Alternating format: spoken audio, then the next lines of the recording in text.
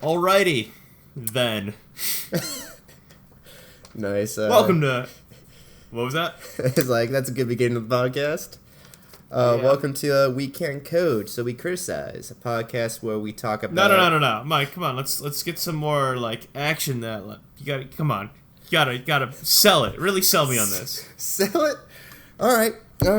Take it back a little bit. Take it back. Hey there, boys and girls. Welcome to the podcast We Can Code, where we talk about stuff that we have no idea how to make. Movies, video games, programs, really everything. And, me? I'm Michael. And my name is Ben. And, this is, We Can't Code. So we criticize. I love how it always goes back to, yep, that's the name of the show. I do that all the fucking time. When it's yep. You gotta plant it in their head. You gotta keep on saying it so they don't forget it.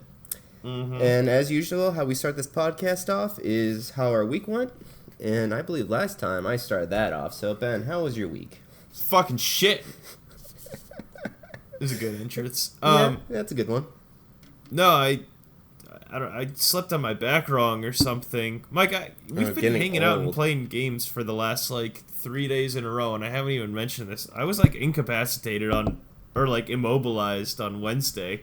Oh, really? I slept on my back wrong, and I couldn't fucking move for the first couple hours of the day. Oh, welcome. You pulled your back. I've done that before too. No, I think I just slept in a weird age of getting old. Now, is it because you actually could not get up and it hurt too much? Yeah, I mean... Yeah, you threw out your back. For the first couple hours. I don't know what the fuck happened. But anyway, so that happened, and then that was kind of shitty. This weekend, I don't have access to a car, and it's been raining, so I'm just confined to, the house, and I don't have any food. And I was like, fuck. So, I've just been, man. It's kind of been fun to just, do all the games that I want to play and stuff, but at the same time, it's man, I wish I could, go and not eat things other than just, funny, Jimmy John's delivery. This weekend, my girlfriend was out of town, and she took the car, so I was stuck as well this weekend, so I was just playing games with you. But prior to that, what did you do during the week? So, I started out playing Final Fantasy VIII Remastered. Got myself to disc 8, which is good. So does it actually tell you what disc you're on? There's an abrupt stop in the game, and then something. They always end on a cliffhanger, and then it doesn't say insert disc 8 or insert disc 3 or something, but it'll stop. The screen will typically it'll be after a cutscene or something big happens. The screen will fade to black, and then it'll say save, which. You're never normally prompted to save the game. You typically have to go to a save point. So that typically says, hey, you're on disc 3. But also, I'm following a strategy guide, so I know. How many discs are there again? There's 4. 4, okay. And then you're on disc 3, you said? Yeah, but disc 4 is notoriously pretty short. Because disc 4 has to have all of the contents of the world in it.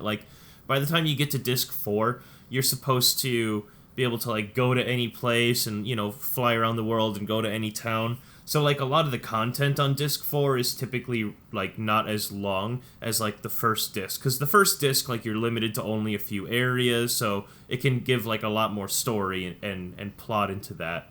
But by the time the world opens up, then that's a lot of storage space just dedicated to all the places you can travel. I'm pretty sure there's a lot more cutscenes at the last disc too that takes up a lot of, well, back then took up a lot of information.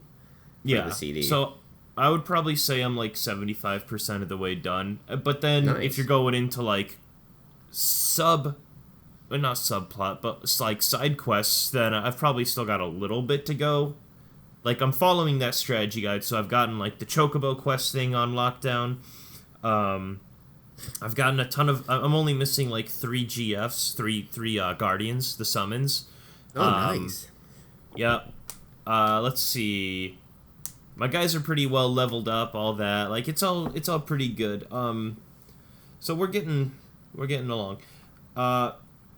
Something though happened where I just kind of stopped playing Final Fantasy VIII for a bit. I'm not sure what, but I'm definitely gonna finish it next week. Anyway, from Final Fantasy VIII, I moved into Slay the Spire again. Yep. Which has been really fun. So I've got basically, I see friends. You and all my other friends just playing that nonstop. It's pretty funny. Every single time I see either of you guys on, it's just Slay the Spire.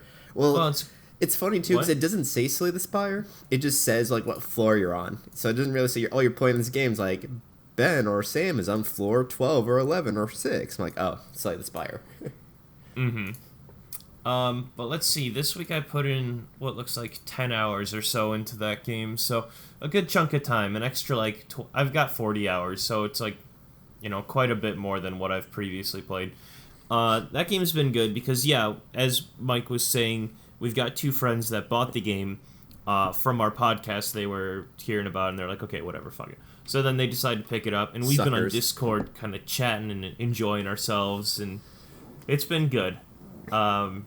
Well, that's good. So that's been my week in games. There's one that Mike and I have been playing recently, but I'll wait to get to that. Yeah. The next thing is, in terms of movies, I've been watching the show Mindhunter Season 2. Good season. Yeah, well, yes, the thing is I really like the contents of the show and I like how it's filmed, but I really don't like the pacing, if that makes sense. I hardly ever have a full idea of what's always going on. I mean, You said you watched the show, right? Like, it does a lot of jumping around, and, like, the people don't talk as naturally, I guess, as, like, typical shows do. And it's like, wait, who the fuck are they talking about? Or, like, where the hell are they? Or what's going on? Like, they'll cut to Kansas for, like, a 30-second scene, and then they'll cut back to fucking, like, California or something for a little bit. Yeah, it's annoying that their backstories... It's like every detective show or any murder show does this, where they throw in the backstories of the characters, and this one has that issue too. Luckily, though, it doesn't like totally absorb the whole show though. Like a lot of issues I have with other shows, they focus too much on the backstory of these characters instead more on the murders, and I feel like this one does a good job, but it's still sadly there, And it does get a little confusing how they keep on bouncing back and forth from it. It's like, all right, we get it. It's happening. Just leave it alone. It's like, well, here's the thing. Like any other show, Game of Thrones did this pretty well, where it was able to tell different stories in different regions because typically a character was associated with that region. Yeah. You're talking about the North, then you're talking about Winterfell, and like later in the seasons, you're talking about Jon Snow. If you're talking about the King's Landing, you're talking about the not the Targaryens, the Lannisters, and Cersei and all that.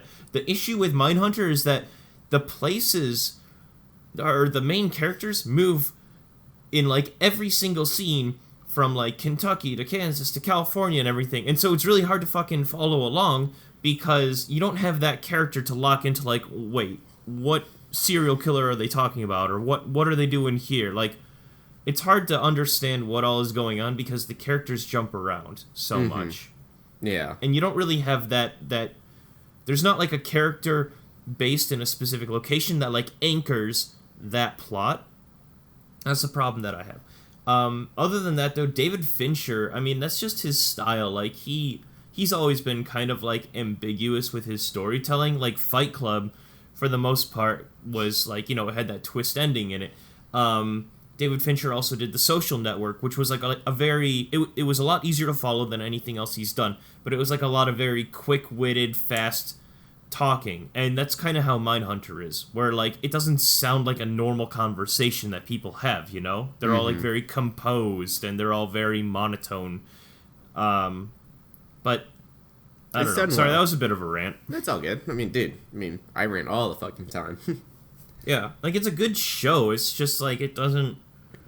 I'm not sure what I don't like about it, but are you still interested to keep on going in it or no? Do you think I like it more than I don't like it, but it's probably at like a 5.5 out of 10, or maybe even just a flat 5 for me, because I think it's still pretty good just with because for me, like getting through a series is impossible. Like I just can never get into a television series. I drop them so fast. The show... Everything about the show is great. I just wish I had a better grasp of what was going on each episode, because they just it's so easy to slip away for a moment to check your phone or to, if you're like, wait, who's that again? And you're not paying attention to the dialogue. And then just like something completely... I didn't have an issue with that at all with the show. Sadly, I'm actually upset with my girlfriend with it about this. She actually watched it without me. Mostly I didn't tell her that I was interested in watching it. But like she knows I don't ever watch TV series, but I would always sit and watch it with her. And then just like later I'd be coming like, and it's like, oh... What happens? Like, oh, I remember you watched 2 episodes at work. I'm like, motherfucker. I was like, come on. And next thing you know, like those series is already over, so I missed most of the episodes. But every episode I've seen so far in it, I thought was really cool. That's like relationship that you got to work on there, problem. Man. How dare someone, if you commit to a TV show with someone, how dare they go ahead and watch it without you? It was my own fault. And so, like, that's why. And she knows that I never watch any TV series at all. Like, I will sit there, like, and watch it with her, but usually I'm on my phone or I'm playing a Nintendo Switch or I'm on my computer and I'll turn around once in a while. And then usually it's like, that one though, I really did enjoy it. I didn't care for the background stories of the main characters, like of the detectives, even though I liked every single detective in there. I thought they were very unique characters and I enjoyed them each personally, but I was just there when they talked to the murderers. Every time when they talked to the murderers, it was like, I'm like zoned in completely. I'm totally into it. Loved it. The conversations were great. I did enjoy that like how eerie the conversations were with each of the murderers, and that whole monotone feeling like you were talking about totally sold it for me. I really did enjoy that. It was just like I felt like it was the actual conversation with these people. Bravo on the actors who play the murderers, by the way. Every single person that was a murderer in that show, those actors, I love to see them more of them. Every single one of them. The Charles Manson one was the last episode that I just saw. Yeah. I remember seeing that one. He was good. That was pretty good. I mean, that whole... You know what? How about... I know that we talk about not giving away spoilers in our podcast, but maybe we should wait to the end. How about we talk about the Charles Manson scene at the end of this podcast a little bit? Because I thought that was really interesting. Like the first time they talked to him and stuff? Because that's the part I saw about him and all that. Yeah. Yeah, okay, yeah, I'll be down for that. Because absolutely, that one was like, all right. Yep. I'm going to write a quick note here at the bottom of my thing. So just talk about Manson. I guess. Well, I mean, so I guess I'll just put that in a Word document on my computer. I guess, like, the only thing I'm just saying is, like, it made me, like, believe what he was saying. Just the way that he was saying everything's like, I actually kind of believe him. I'm like, that makes sense. But, yeah, we can save that for the end. But, what else did you do over the week? Alright, so, I didn't get a chance to watch Drop Dead Gorgeous or Tragedy Girls yet, but I haven't got to watch your shows either, so don't feel bad. I mean, Orville, in comparison, is like a 20-hour or more commitment because it's an hour-long episodic TV series. Oh, really? So I'm not Each worried one is about hour-long? Fuck. Damn. Yeah. All right, I'll pace myself to that. Anyway, I want to step back to Final Fantasy Remastered. I feel like I jumped over that when, realistically, I mean, I've been putting like 40 hours into it now or something. Is it like an HD remake? Or is it like, how does it feel replaying it? Does it feel like they enhanced it? Does it feel not as up at par as you remembered so far? Well, they updated the things that... right. Save anytime you want. You can speed up the combat. So you did the speed in combat, and but you didn't do the God mode or the unlimited charge, did you? Or did you do those? If I'm just farming, I'll do the God mode and the unlimited charge, because the things that they have in this game in comparison to Final Fantasy VII and Final Fantasy IX is that you have to draw elements. You have to draw magic from monsters. So it's just this that was such a pain in the ass. It's just this ongoing thing where all you do is stare at a monster, wait for your bar to charge, and then instead of attacking or doing anything, you hit draw, and then you draw, cure I would definitely magic. use God mode for that, too. That's just total waste of time. So, yeah, using God mode, you don't have to worry about them killing you. And if you're drawing magic and they're just hitting you over and over again, you're naturally going to have to use magic to heal yourself.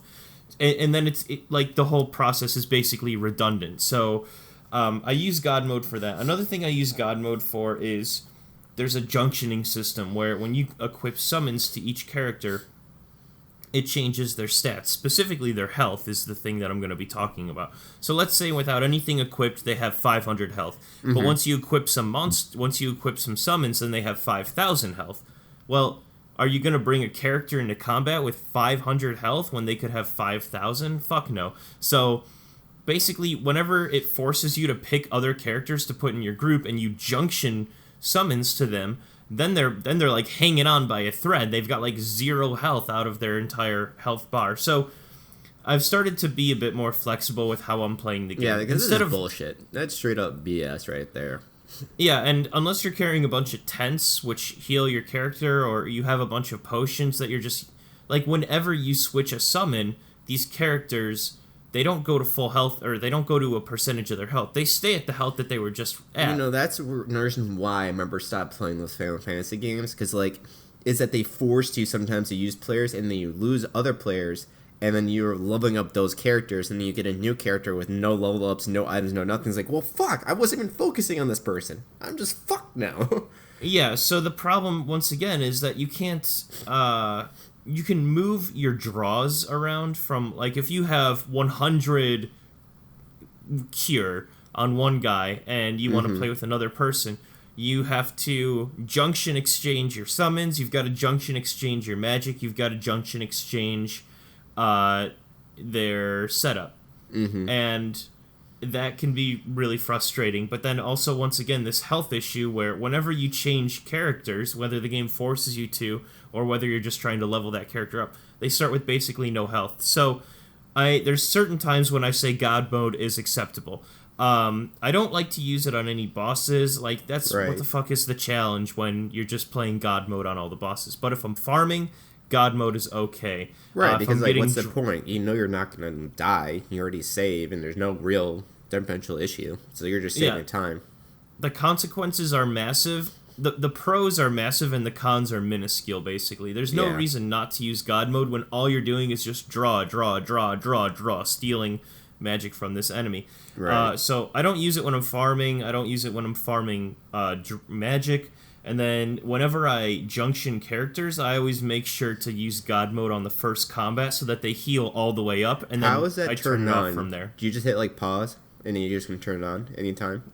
No, it's awesome. So basically, I mean, you have the Switch controller, and basically they had to come up with 3 buttons that didn't exist on PlayStation 1 controllers that they could use. So the 3 buttons are, if you press the analog stick in on the left hand, if you press the analog stick down on the right hand, and then if you press both of them at the same time. Those are your 3 things, and you can do them just at any time, any moment. You don't have to pause the game or anything. That is awesome. That reminds me of Halo's Remastered, where you just press a button. It switches from the new graphics to the old graphics instantly. Yeah, you don't have to go into a menu or anything. It's great. Yeah, and that's what really makes those really sell remastered games. When you can just do that, it's like, yes, A+ right there. A fucking plus. So going back to a couple other things about the game, you said what updates there are. There are those, but then there's also some graphic updates, but this is where the game kind of struggles a bit. So they have graphic updates to the main characters, which is great, because obviously they're the ones that you see the most, but now you see like this HD character in a super pixelated world, and that's kind of weird. Yeah. And there are some characters, like so how to best describe this? It's like seeing an actor in a CGI world. You know the world's CGI, so they don't feel like they're part of it at all, and takes you out a bit. If everything was CGI'd, you'd believe that everything in that world belonged there. So it's like it's like that, I feel like. Okay, but then here's the other thing is, I've noticed this a little bit too. In the backgrounds of everything in the game are all an image. It's a 3D render, but it's just an image. So whenever you walk through the world, it gives the appearance that your character's moving forward or backwards, but they're not in that space, So it's just a background. So the one other thing that throws it off is any characters that aren't the main character, they're also pixelated and they don't look that great. But then there are also some characters that are just part of the background, and you can tell very distinctly that, because the characters that aren't the main characters, the NPCs that are just like 3D modeled in, that's fine, you know, even though they're not HD, they look okay. But then there's some guys that are very distinctly just part of the background, and that is really weird. Yeah, that's kind of sad that they didn't update that too. I mean, I don't know the difficulties of it. Once again, we can't code, but still, if you're doing an HD remake, maybe put that effort into it too. I don't know. It seems like lackluster. Like, clearly this game is sticking around. It's 20 years after the fact that these games were released. And so my impression is they're charging $15, I think, for Final Fantasy VII, $20 for Final Fantasy VIII. Like, these are 20-year-old games. I realize that it's a pain in the ass to render these characters, but at the same time, it's not impossible. I do image rendering. Like, I'm an editor, and with a simple Photoshop command, you can do fill, which basically, if you like want to cut a guy out of a scene, you draw a circle around him and you hit fill, and it kind of like uses the surrounding data to fill in what that image would be without that guy. So like, it wouldn't be too hard to just replace those background image characters with 3D models, because clearly they already did that with the main characters. They updated the main characters' looks. Yeah, that's true. So your chart, if I didn't know what I was talking about, then I would completely keep my peace. But the fact of the matter is that they have updated some of the characters, and it is really easy to remove characters from images. I mean, anyone who has Photoshop could probably do it. These are really old, like not good looking graphics. It would be really easy to make a change and not have to like spend more than 5 minutes on it, honestly. Huh. Well, that just makes it even sadder then. Yeah. So I'm sure that there's a bit more finagling with it, but at the same time, like I don't know. That was the biggest issue that a lot of people had said about the game, is that, you know, should it really be worth $20 when it's a 20-year-old game, for starters, but then also the things that they changed, they did basically the bare minimum. They took, you know, the 6 main characters and they made them look good, and then everyone else still looks like shit. It's like, cool. But thanks. How long is the game, though? Like, how long have you been playing it for? I mean, the game is like 40 hours, and I've been playing it... I think I've been playing it for closer to 30 right now. I mean, for just $20 and 30 hours of gameplay, that's pretty good. It's good, but it just goes, like... It's not like it's a game made from scratch. How much should it be then, besides 20? Because 20 is a pretty low price. It is a low price, but the point is that they just ported the game over. It's not that they're making a game completely from scratch. It's that all they had to do was take this super old fucking game and port it over. Like, the entire remake of Crash Bandicoot, when it first came out, was like $40 or something, and that was 3 games all in one, and it was completely made from the ground up, and that was double the price of Final Fantasy VIII. And it was all, once again, 3 Crash Bandicoot games wrapped up in one. Like, they changed everything. This game is half the price. I should expect at least half of the quality. You know, if you're not going to remake all the cutscenes and make Final Fantasy VIII from the ground up, then fine, but at least update the graphics a little, or update like the 2D characters that are plastered onto the background. Like, it wouldn't take that long, honestly. I don't know the coding part, but in terms of design, it wouldn't take that fucking long. Yeah, that's... Well, actually, I have no room to say, because I have no idea how easy it is to port a game to a newer system and all that. I don't know if it's that easy, because there's a lot of games that you can never really play on your computer anymore because they're so old. So maybe there is maybe there is a challenge there to porting it to another system. Mm-hmm. But, yeah, so I'll just say I like the game. It's still good. I got caught up with Slay the Spire once my friends bought it. And then this would probably be a good time for us to transfer over to the game that Mike and I have been playing. But basically, I started with Final Fantasy VIII, and then I just kind of jumped from game to game after that this week. But, right. Mike, you and I have been playing Terraria. Well, should we just say, like, what I've been doing the week first, then we'll go together on that, since we both entered a weekend basically the same way. So I can say what I did, and then we'll go to that. How's that sound? Yeah, sure. Okay, yeah, if you've played anything else without me. Yeah, I played a few things without you, so... What the fuck? So, by the way, too, so this week, I didn't get a lot of stuff. I didn't watch any of the shows that Ben suggested to me. I want to, but I've been sick for this whole solid week, and that's why you're gonna hear a lot of sniffing and coughing because I'm finally coming out of it. By the way, so this week's been shit for both of us. Yeah, basically, it's kind of funny that we've both been kind of just under the weather and just hurt in some way. So it's been kind of limiting both of us. But I beat Diablo 1. And, Ben, have you have any idea how Diablo, like, the ending of Diablo 1 at all? I'm just curious. You know, Diablo 2 gives you a small impression of it, but it doesn't. No. So it doesn't fully explain it. All right. So the last time I talked to Diablo, I was on level 11. And for some reason, this one website said, oh, there's only 12 floors. Well, technically, there's actually 16 and a half floors in all of Diablo.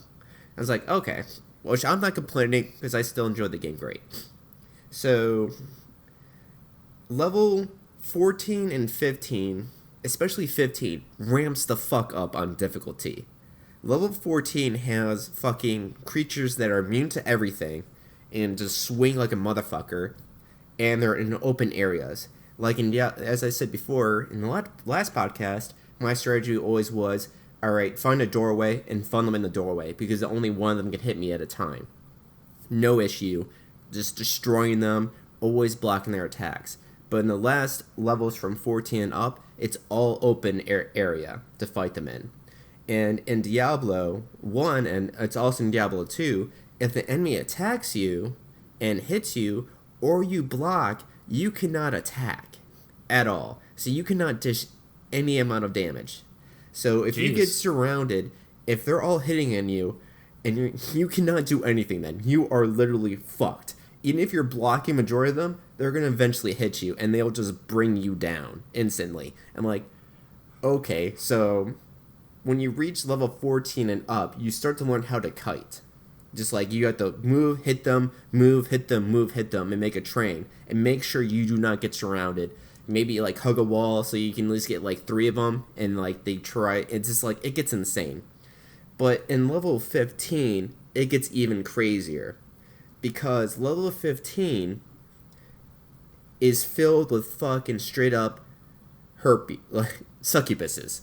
Just straight up demons. I was gonna say, they're like herpes. They're fucking everywhere, and you can't get rid of them. There's about like 200 of them, and they're all ranged attack creatures. They're these ones that just shoot a ball of fire at you, or sometimes a blue one which shoots a ball of blue at you, which slows you down, which makes it even fucking worse. So those ones come back in Diablo 2, by the way. All right, these fuckers are a pain in the ass because I was a warrior, and so I was just beating everything to death with a sword. And when you charge them, they run away from you. And while they're running away from you, the rest of her bitch crew is fucking shooting you in the ass. Her bitch crew. So then you start chasing the other crews around, and they start running away. And then the first bitch you're chasing stops and starts shooting at you too.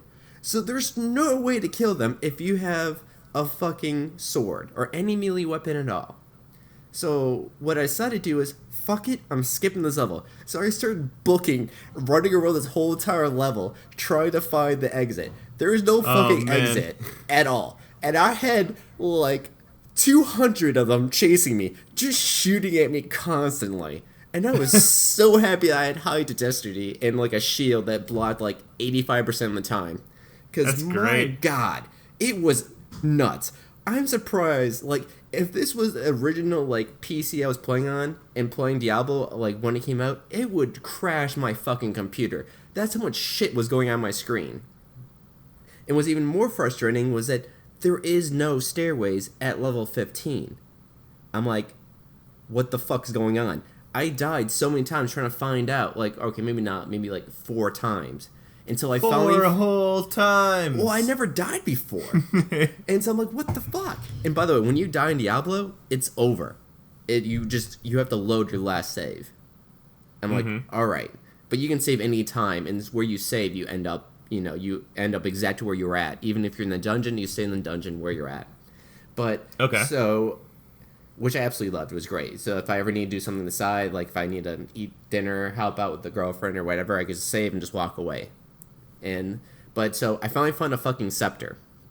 I'm like, all right, this is the only thing that I found. So I just immediately just booked it out and talked to the guy. And it's like, talk to Kane, the famous Kane.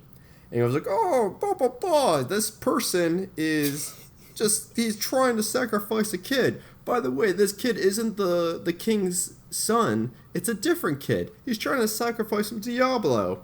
Go and try to stop him before he does it. I'm like, I'm not going back to floor 15. He can have the fucking kid. I'm done. I'm not going back there. So I immediately go online, and it's like, what do I do after I get the scepter? And it's like, there's a portal that opens up on level 15. I'm like, right by this, right here. I'm like, cool. It's right by the stairwell. So I immediately just go back and then just run past all the fucking bitches and get into the portal, which takes me to the half level, which is just this small area where you kill a bunch of bitches again, but they're in an enclosed area, so they can't run away. So you're just beating the shit out of these women in the corner, because that's the only way you can get them if they get into a corner. So you just beat them in this corner while your other friends try to slap you in the back, but there's not hundreds of them, so they don't do shit to me. So I slaughter them, and then I find the priest guy, I kill him, but he goes, before I kill him, he's like, oh, it was too late. I've already sacrificed him to Diablo, and he's taken over his body. I'm like, all right, but the kid's body is still there on the table, which is kind of funny. He says, like, I've already done it, but I'm like, the body's still here, so what do you mean? So I kill him anyways, though, which opens up the portal to the last level, to the, where Diablo is. And, so spoiler here, but this game is fucking ancient, so I'm really not going to give a flying fuck here. Yeah, that's fine. So this portal is filled with then the fucking... So I forgot to mention there's these mages that teleport and shoot fireballs at you. And this one is filled with them. Just, like, filled of them. And they're also filled with these fucking black knights that just hurt like a motherfucker. And once again, it's in the Hell Realm, so it's a whole giant open area. So it's, once again, me going out, dragging the knights away from the mages, killing them, and then buying a bow to kill the mages. And I just spend majority of like 2 hours just doing this, killing everyone in the area. I'm like, all right, everyone's dead. I start flipping these levers that are there, and all of a sudden, Diablo just shows up. No cutscenes, no nothing. Diablo's just there. I'm like, what the fuck? Exactly. That's what it was. He just like, I'm here, and he just comes up and beats the living shit out of me the first time. And like, because he had a bunch of allies near him, more knights and mages, and I was like, all right. So what I did next time was like, I found out where he comes out from, and so I slowly urged in and just dragged out his minions out and killed his minions. And here's the funny thing too. Since I was dealing with the mages that were shooting fire, I decided to buy just this armor that gave me max fire resist. And so it was like so the fireballs did less damage. So after I killed all the knights away and I dragged Diablo away from the other mages, I just fucking slaughtered him. Because all Diablo does is fire damage. Just straight fire damage, which I had a max amount of fire resist. So I literally beat the living shit out of Diablo. It's the funniest thing ever. And when he tries to hit me, since I have such high defense, I block it every time. It's the funniest shit. Right. So I finally killed Diablo. And it's a cool little cutscene when you see them as like the miniature persons. Because you see like my guy does a special move where he just stabs Diablo in the heart. And you just pause there and you see like Diablo just gushing blood and all that stuff. Blood's coming out. And then a cutscene begins. And then that's when you see... I'm watching it right now as you're talking. So I decided I'd pull it up. Alright, so I'm glad you're seeing it. So Diablo then is dead, and a cutscene shows up, a CGI cutscene shows up, where my guy then removes this giant fucking stone that Diablo was in from his head and pulls it out, where then Diablo turns back to the kid. Now this crystal is the size of your palm, and then has a length of the size of your whole hand, with a point at the end. You know, it's like a giant fucking diamond with a really sharp end. Yeah. And what my character decides to do then with this diamond, instead of destroying it, or burying it, or holding on to it, in the same scene, without saying anything, without hearing anything, he shoves the diamond in his fucking forehead. Yeah. Just straight up shoves it in his forehead. And I'm going, why the fuck did you do that? Why? What the fuck? I just saw that. It's weird. It doesn't tell you're gonna do that at all. It never says anything. It's just like, go down there and stop Diablo, kill him. I'm like, cool. And by the way, you know that it was like you find books saying that Diablo was trapped in this gem and all that stuff, but it never says to shove it in your fucking head.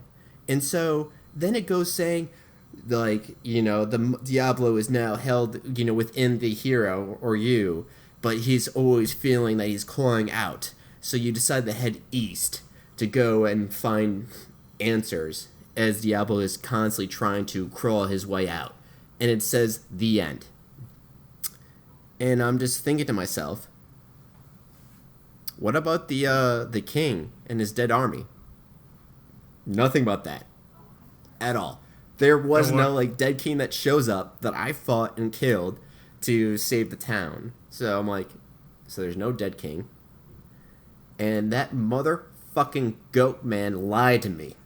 I never got my fortune from the goat man, Ben. Oh, fuck. And go kick his ass, Mike. You know what? I was going to go kick his ass, but after I saw Bob the warrior just shove a fucking crystal in his forehead, I was like, you know what? I think the goat's going to live. I think he deserves to live. Because I was like, I don't know, I just love that ending. It's like, the goat guy gets away. He gets away. He lives. I don't want to know what happens if you kill the goat person. In my gameplay, the goat person tricked me. He tricked Bob, and honestly, Bob kind of deserved to be tricked because he shoved a fucking diamond in his fucking forehead with no reason.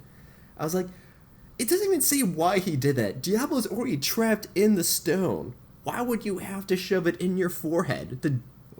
You just gave him another body. Well, yeah, I'm thinking that was the... I don't get the impression that he was trying to contain him. I get the impression that he wanted Diablo's power. So, like, He doesn't say that. And I'm like... And then he's just like, he's trying to, like, to hold the evil in and, you know, do good. And I'm like, but why did he do it then? So I beat that, though. And I loved it, though. I had a blast. I think that Diablo 1 was a great game for when it came out. It doesn't entirely hold up. Well, I don't know. I think if you're a Diablo fan, I think it's definitely something to give it a go. It's a pretty straightforward game. Okay. But then I started playing Diablo 2. And so what I'm doing, though, is that... So Diablo 2 came out, and then a year later, Diablo's 2 Lord of Destruction came out, which is the DLC. So I'm playing the first one first, and then I'm going to go back and play the whole thing again to play the DLC. The DLC, apparently, they just said that it added a fourth act to it. But, so I was originally playing Diablo 1, and then Ben was going to play with me. So I was going to play Lord of Destruction with Ben. So I downloaded Lord of Destruction. Well, I didn't realize that it also updated Diablo 1 as well. And I tried to go back. It updated Diablo 2, the Diablo 2, yeah. non-expansion game. Yeah, the non-expansion one. And so... And I tried going back to the original. There was no other way, but luckily it saved all my progression, it saved all my items, and it still keeps it as Diablo 1. It doesn't add the other act. So I'm still playing it through that. But not only does it add the fourth act, there is actually a huge... but once again, maybe I don't know if it is, and they just got patched, and it was a patch because the graphics did get improved, and they did improve... So in Diablo, you know, it's a top-down view, and so there's usually walls. Those walls got a better graphics upgrade, and they're also easier to see through and to walk around in. So there's that huge plus to it. They also added a few new enemies, too, to the game as well, that I've noticed. But Diablo 2 is a totally different game from Diablo 1. There is an insane amount of loot that just drops nonstop in Diablo 2. In Diablo 1, you're lucky that if anything you got at all, like items and stuff. You occasionally... Really? Yeah, it's like it did drop, but not as much as in Diablo 2. Diablo 2 just shoves items up your ass. Because I constantly have to go back in Diablo 2 to sell my stuff. Or to to identify items and stuff, too. Yeah, that happens a lot. Yeah, in Diablo 1, you rarely had to do that at all. Once again, it's not a bad thing. And I can see though why people like Diablo 2 so much, because I've been playing it. They enhanced it where to move around you just hold left click instead of just click to move, and you also hold click to attack instead of multiple clicking in Diablo. Because in Diablo 1 you have to swing, you have to click every single time you want to attack. Every single time you attack, you have to click. If you want to move, you have to click every spot you want to go to. And so it's a lot of fucking clicking. So when I started Diablo 2, right away I was like, oh, this is so nice. This is a really just relaxing game now to play for me. And it's kind of funny because Diablo 2 is way easier than Diablo 1 as well. In Diablo 2, I play as Bob Jr. Now, I originally thought that Diablo 2 was going to take place years after Diablo 1. It basically takes up right after, like a few weeks after Diablo 1. And so Diablo 2 storyline is that the warrior or the hero from the first one is heading east and is going through towns. And as he's going through towns, he's destroying each and every one.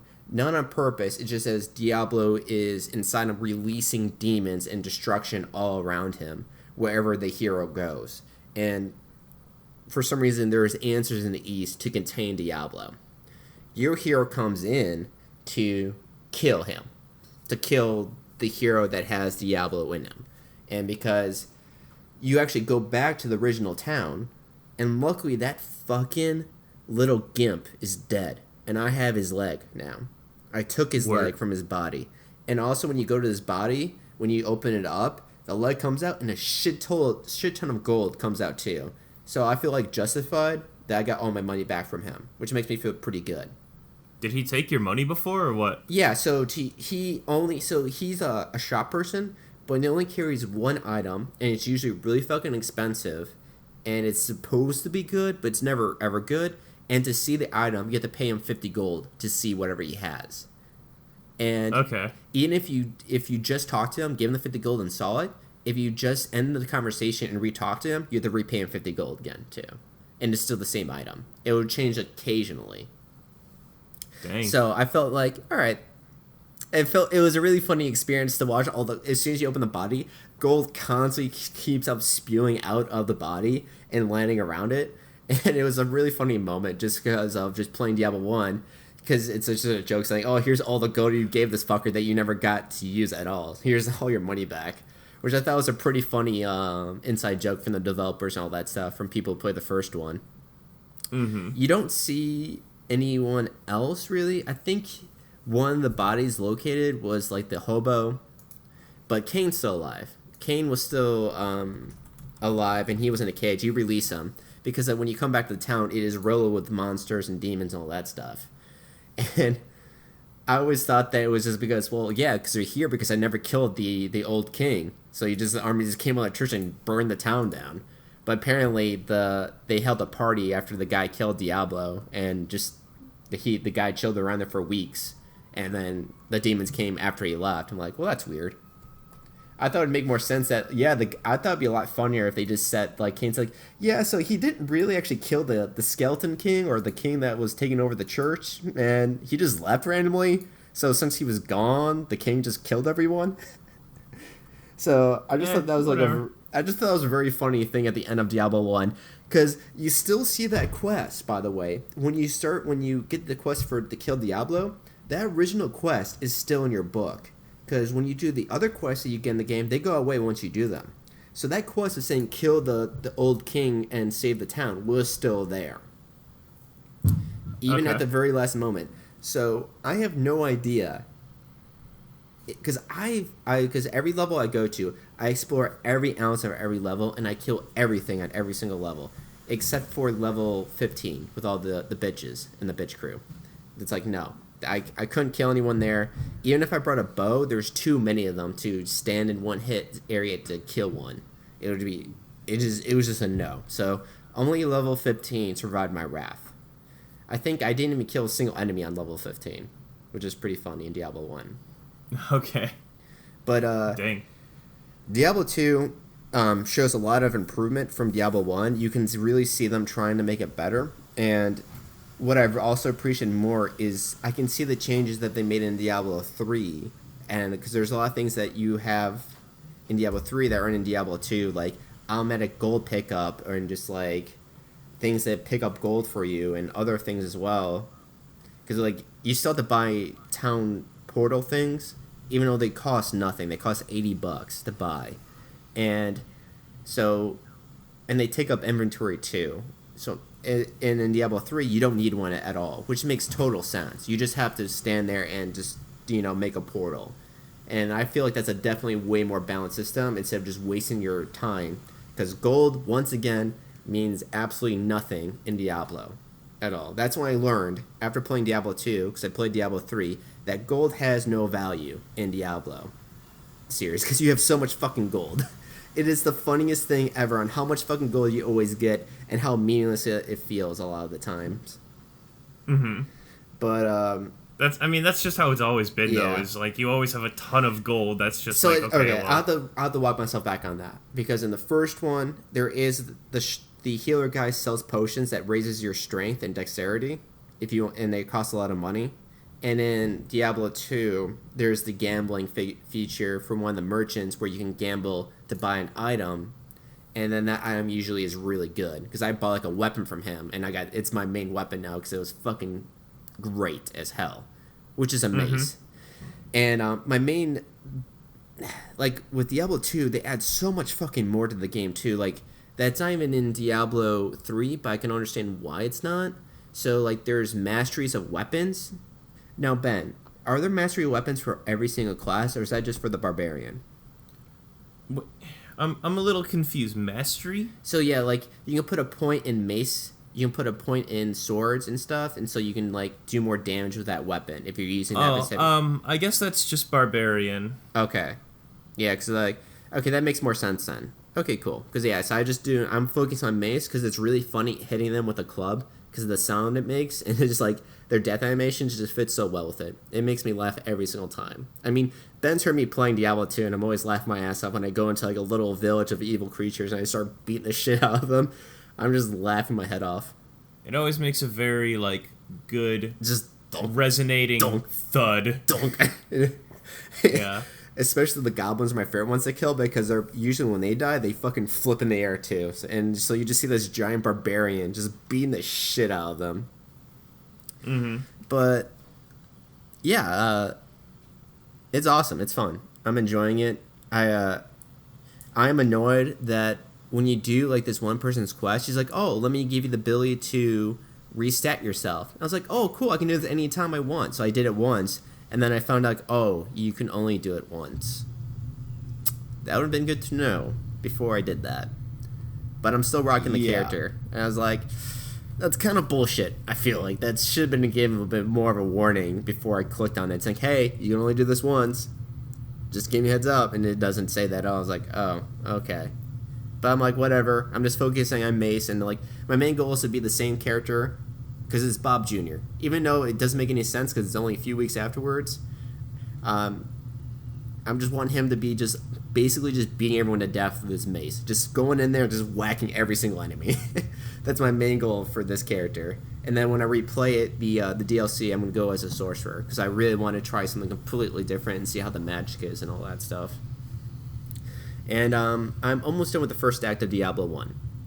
And the reason why I haven't really finished it, though, is because Ben has decided to start a new game with me, and I regret it immensely, because it is destroying my life.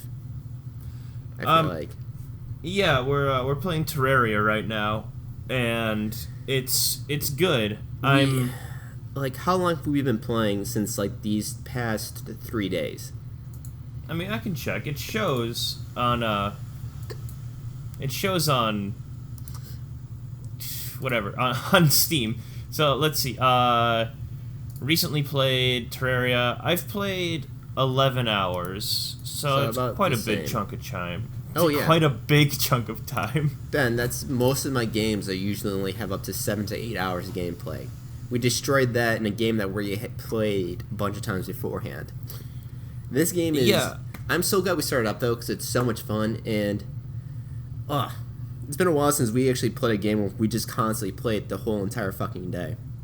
I'm kind of still so on it. I don't want to immediately dive in and give the impression that I love this game, because I think that you and I are kind of feeling different about it. I would probably say that I like it, but at the same time, I'm just very much, I don't know what the fuck I'm doing in the game, so I kind of wish that we had a chance. I don't want to redo everything that we've already done, so I don't want to restart again, but I feel like we're kind of spinning our tires a lot, because we don't, there is like a specific order of way to do things. Minecraft in comparison is a lot more... Well, I think to solve that, all we gotta do is just Google, because what I'll do is just simply Google, like, boss order, and, like, how, like, what's the boss order we should fight each boss, and then we'll just go down that list, and then that'll be what we do. It's not even that, though, because, I mean, we have tried to fight this huge worm called the Eater of Worlds. We've tried to fight him 3 times, and each time he kicks our ass. And so it's not just what bosses to fight, it's what weapons should we have, and then from that... there's, like, meteorite, and there's, like, demonite, how to mine these materials. So there's a lot of research you have to do for this game. Well, we already can mine demonite already. We already have a bunch of demonite things. Well, yeah, I mean, the problems that we've solved have been... They've taken the 10 hours. Like, my point is, once again, that... Well, given those 10 hours, we kind of just fuck off and do whatever we wanted. Like, you started to, like, dig through caves, and I just dig downwards. Like, for the majority of the time, my gameplay was me digging straight down in a 2-block wide area.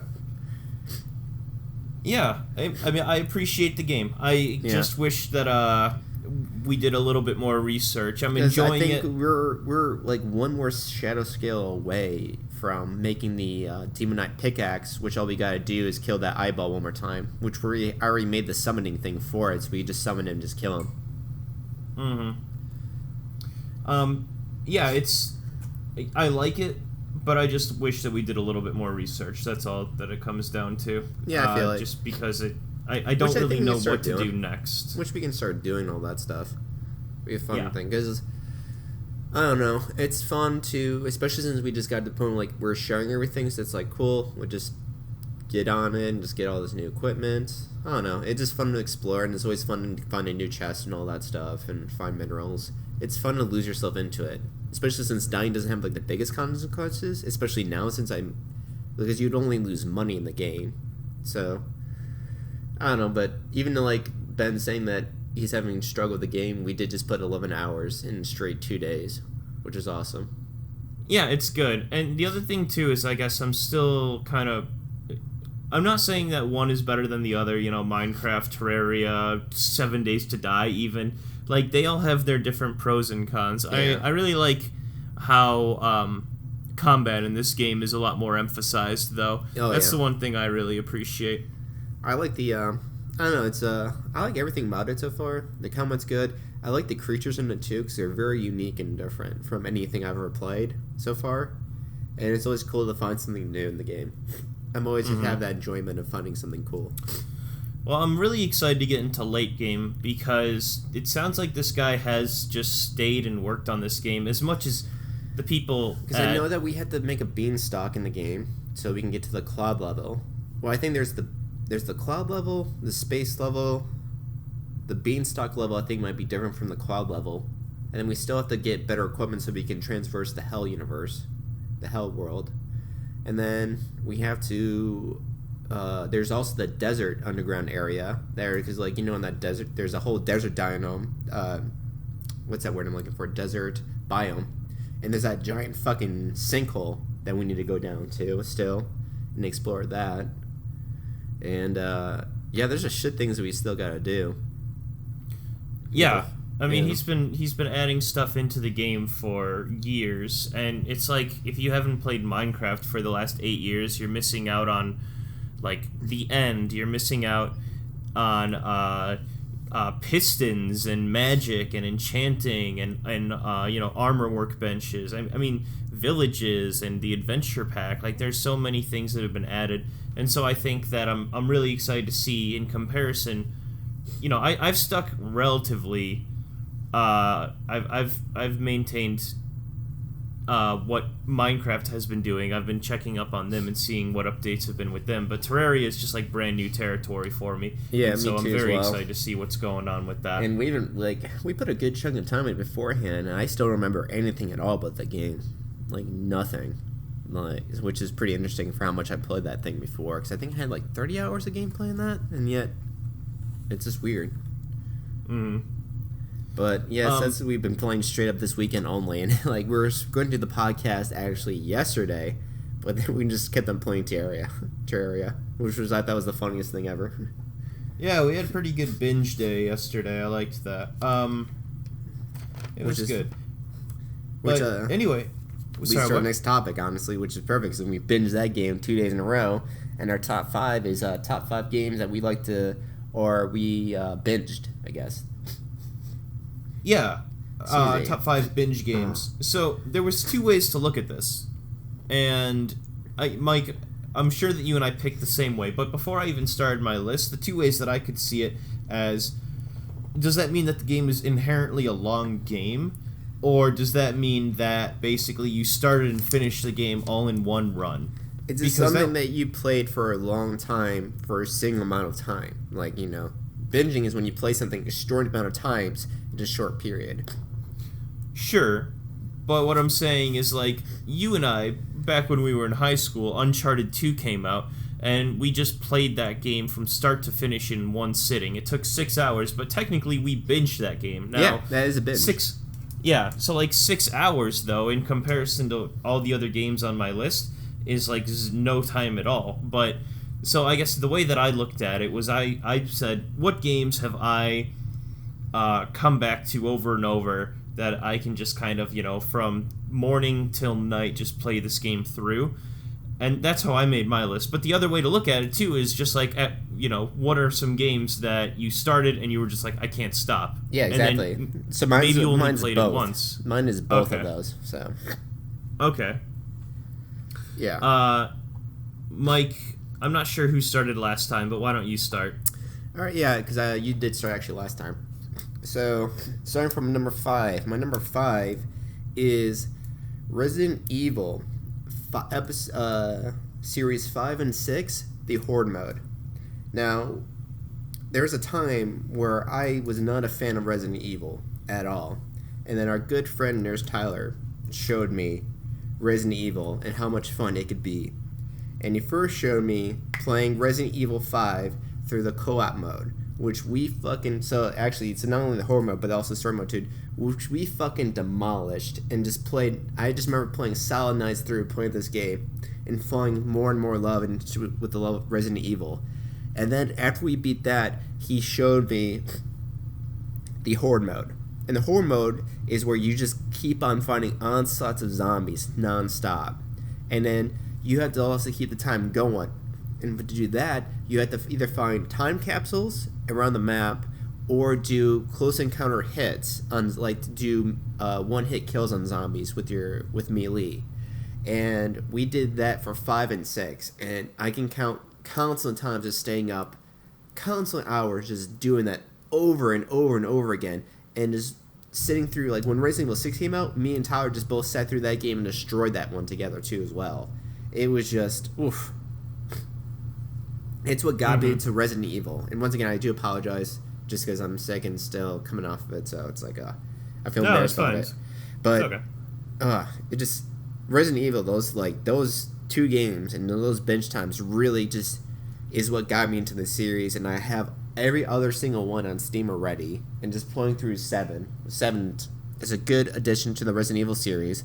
Not the best, still a good addition, but every single time I start a Resident Evil game, especially, it's just like, I just binge them. It's so good, especially if they're so good. Love them to death. I mean, I've talked up Resident Evil so many times, so please watch the prior podcast because I don't know how many times I can repeat that. But yeah, that's my number 5. My number 4. So wait. Number 5 is Resident Evil 5 and 6 Horde mode, right? Horde mode, and basically talking now too is also their story modes too. So it's kind of just like Resident Evil 5 and 6 together as a whole. Okay, because you ended on Resident Evil 7, so I was just sorry. No, I was just saying, like, just this series, and I was just saying, like, even though, like, I've talked about in the podcast that 7 wasn't the best, it's like, and that one wasn't really binge worthy, but once again, that was also a whole different version of Resident Evil. But so that's why it says Resident Evil 5 and 6 for me for binging, because every single time those came out, when the first one came out, the fifth one came out, I played that one nonstop with Tyler, and then he showed me the Horde mode, and then it's like after 6 came out, just binge that game through the campaign with him, and then I did the Horde mode on that one as well with him too. It was fucking crazy amount of fun, a lot of good hours, just constantly single nights over and over, just destroying those games, and then I just never picked up them again though. But once again, that's because I did everything I could in the game. We asked every single Horde mode there is in that game. And we destroyed everything. We unlocked everything too. Fantastic in a short amount of time. Great 2 games. They got shat on hard too, which is funny. Like, this game's got just shat on. But yeah, so number 5, Resident Evil, which is kind of funny, no pun intended, Resident Evil 5 and 6. Alright. Number 4 is an oldie, and I haven't played forever, but I was always there with my friends, especially Ben. I was there, man. Every single time a DLC came out for it, or just almost every night, just ready to go and do it. Didn't care about any other game mode, didn't care about the story mode. It was only this one mode that I cared about, and that was the good old Nazi zombies. Motherfucking Nazi zombies. Can't not count the constant times of just hanging out with Ben and a few of other good people, just destroying this game constantly, over and over and over again. And when DLC was coming out, we would stay up all night just playing Nazi zombies until it was released. And it was never released at midnight like they said it was. It was always like mid the next day. So we're like, fuck me. Yeah, we never learned. That actually made it onto an honorable mention of mine. So yeah, I'm happy to share that conversation with you. So but Nazi good. zombies, definitely. Yeah, dude. I just all the hours of staying up and destroying that game. We just fucking, and you and me had so many good memorable moments from that game too as well. It just stupid. Just how many times we would just sit there and play that game for like so many hours straight, staying up all night just playing that game. Those were the real gaming nights when we were kids, where we had no responsibilities, nothing to do. We just played that game straight up.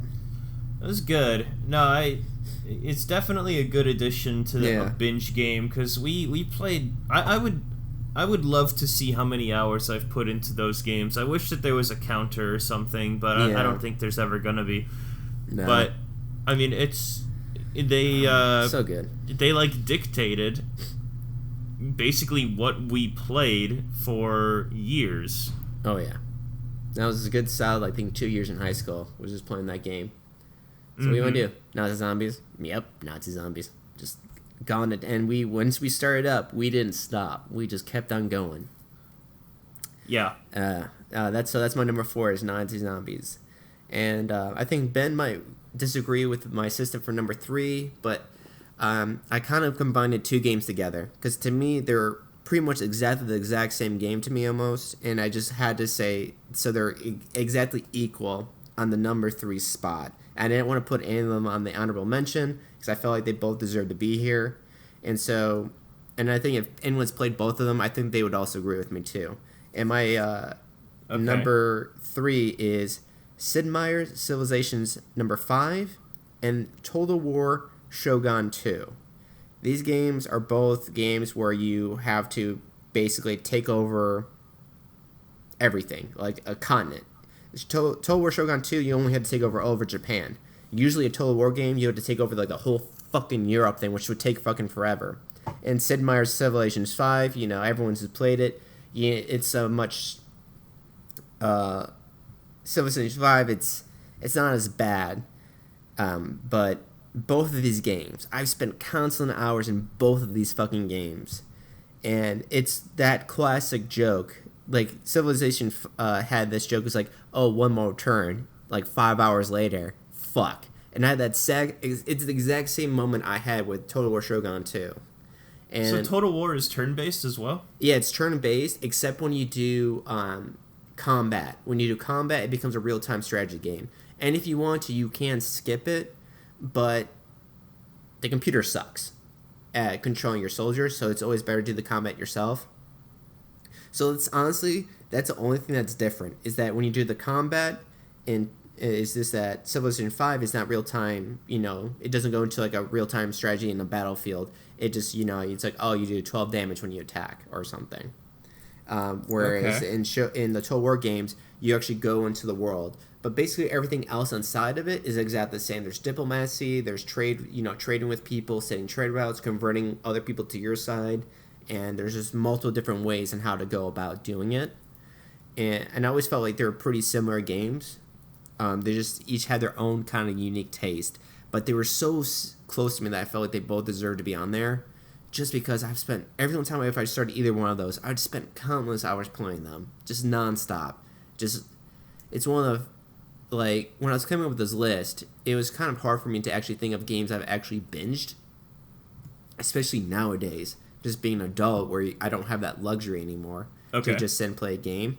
So these are the games I know that I've just straight up binged, and I try to only focus on games that I usually could do by myself, but Nazi Zombies and one other is gonna be a suggestion, but I don't know, it's just it's just Sid Meier's Civilization 5 and Total War Shogun 2, they're both just I just destroy them every time if I load them up. I know that I won't be leaving my computer chair for hours without getting up to do anything else. But yeah, and so then, if anything, Resident Evil 5 and 6 would be an honorable mention, because you would have those games tied for third, and then you would have a fifth place. I forgot what your fourth place was, but that would basically move up to fifth. Nazi Zombies, yeah. So basically that. But they're just so fucking similar to me, and I was trying to make, I can get rid of Resident Evil, but I'm but fucking Resident Evil though needs to be on there. It needs to, and just to have, because if anyone's, once again, I've already said this before already, Civilizations 5 and Total War, they're exactly the same fucking game, except there's some slight differences where Total War is more in realism than Civilization 5 is, or historical realism. That's a better way to look at it. There's way more historical realism in Total War than there is in Civilization 5, but besides that, they're pretty much the exact same game to me. There's really no big difference. If you love Civ 5 and you like RTS games, definitely pick up on the Total War game. Now, here's the thing about Total War games, is that they are twice the length of Civilization, but that's what I liked about Total War Shogun 2, is that it just focuses on Japan only. And even though Japan's a very large country, it's still minimum compared to anywhere else, because Total War does Rome, where it does all over Europe, and also even does the Civil War in the United States too. They have one of those too. Both great games, but I couldn't dive into them because they were just too fucking massive. Those games you will spend a life on trying to beat those fucking games. Okay. It's literally crazy on how long those games go to. They dwarf Civilization games for how long it takes to do a single campaign in. And that's intimidating. Yeah, it is. And that's why I'm Shogun 2 is definitely one that people should pick up and do instead. It's a good starter one, I feel to get into the Total War, but even for me, a Total War fan, I cannot dive into the other ones because they're too fucking huge, and there is a not even guaranteed chance of fucking winning those games at all, because you can get fucked over so easily. It's basically Civ 5's on hard mode, basically Gandhi nuke mode every single moment. But so that's my number 3. Ben, what's your number 5? Yeah, so I made this list based off of, I mean, if I was going to make the simplest way to say it, I would just say, whenever I load up one of these games, I'm expecting to be there for 3 hours later at my desk. So that's probably the criteria, is I sit down and I don't really play it for just 5 minutes.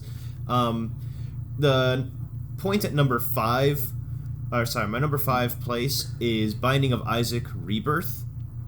That's an honorable mention for me. It fits for a good reason. It's a game that it's so easy to restart and to find that perfect run and to keep going from there. It had to be on this list. I mean, for me, collectively, it was almost a binge for me, but something that I could still put down and walk away and come back to. But it was something that I did put a lot of hours in a short amount of time. But I don't know, just for me as well, it's like I could still walk away from it. That's why it's like an honorable mention for me. Sure. Yeah, I mean, if you play the game from start to finish, like, it doesn't take as long as some of the other games on my list, but the point is that I rarely ever played one run. Mm-hmm. And so that's why it's on this list here at number 5, is, when you do get that, for starting out, you're typically never going to get the perfect run when you start out, so you're going to have to, like, go to the first couple floors, and you're like, we'll try something else, this isn't working. Yeah. So, you hold R, restart, back at it again, maybe click a new character, try it again, you're like, okay, I really need just this one item to get it all together, and then, you try it over and over and over again, finally you get that one run, and you're like, oh, yes, and then it's that final victory.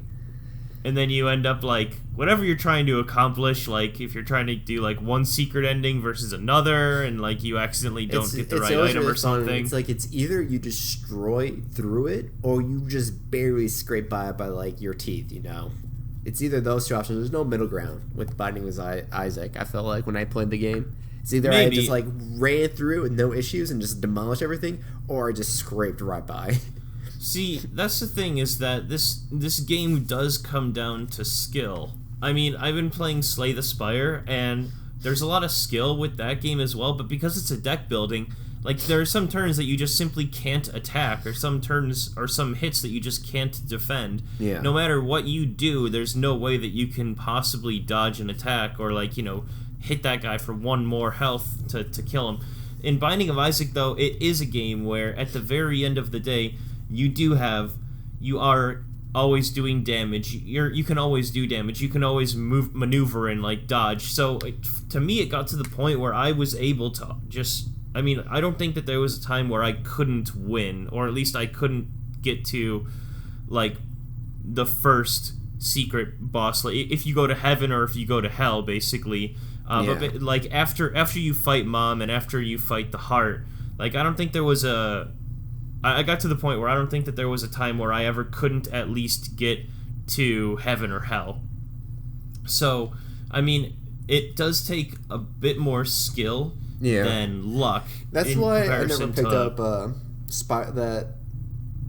what's the game that you're playing? Spiral? Slay the Spire. Slay the Spires. That's, like, one of the reasons why I just couldn't really pick it up. I couldn't bring myself to buy it. It was for that reason alone, is that you don't have full, complete control of, like, actually be able to make it to the end. Well, yeah. You can manipulate the game, but at a certain point, you just have to give in and take a loss. Yeah. Yeah. I mean, there's times where you can just do nothing about it, and that's that. That's why I usually try to stay. That's why I usually stay away from rogue games, and I don't usually always play them. Mm-hmm. Such a defeating feeling. It can be. So, yeah, there's times in Slay the Spire where it's just like, well, this is bullshit. This guy's about to do 50 damage to me, and I can't block it all. Like, that. There's times like that are really bullshit. But then the game, like, I do like the climb. I do like that it is so difficult. So, I wish that the difficulty curve wasn't that intense sometimes, but in comparison, the game is also sloppishly easy. I mean, there's times where you're just rolling down enemies, and so it kind of balances out, but I do like when games are a little harder than not. Getting back to Binding of Isaac, though, the game is like a very much a laid-back kind of game. Like, it takes two hands, and so sometimes, you do need to have a bit more dedication, but usually this is a game that I'll play while I'm, like, if a friend and I are, like, playing co-op or something, or if I'm watching something in the background. There was a time when I just had my laptop on a plane and I was playing it, and I was getting some weird looks from the guy sitting next to me, honestly, but at the end of the day, like, it's a game that you can just kind of play wherever.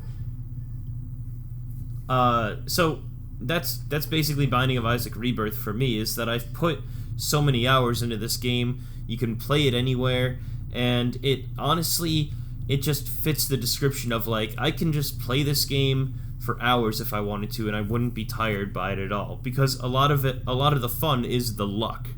Mm-hmm.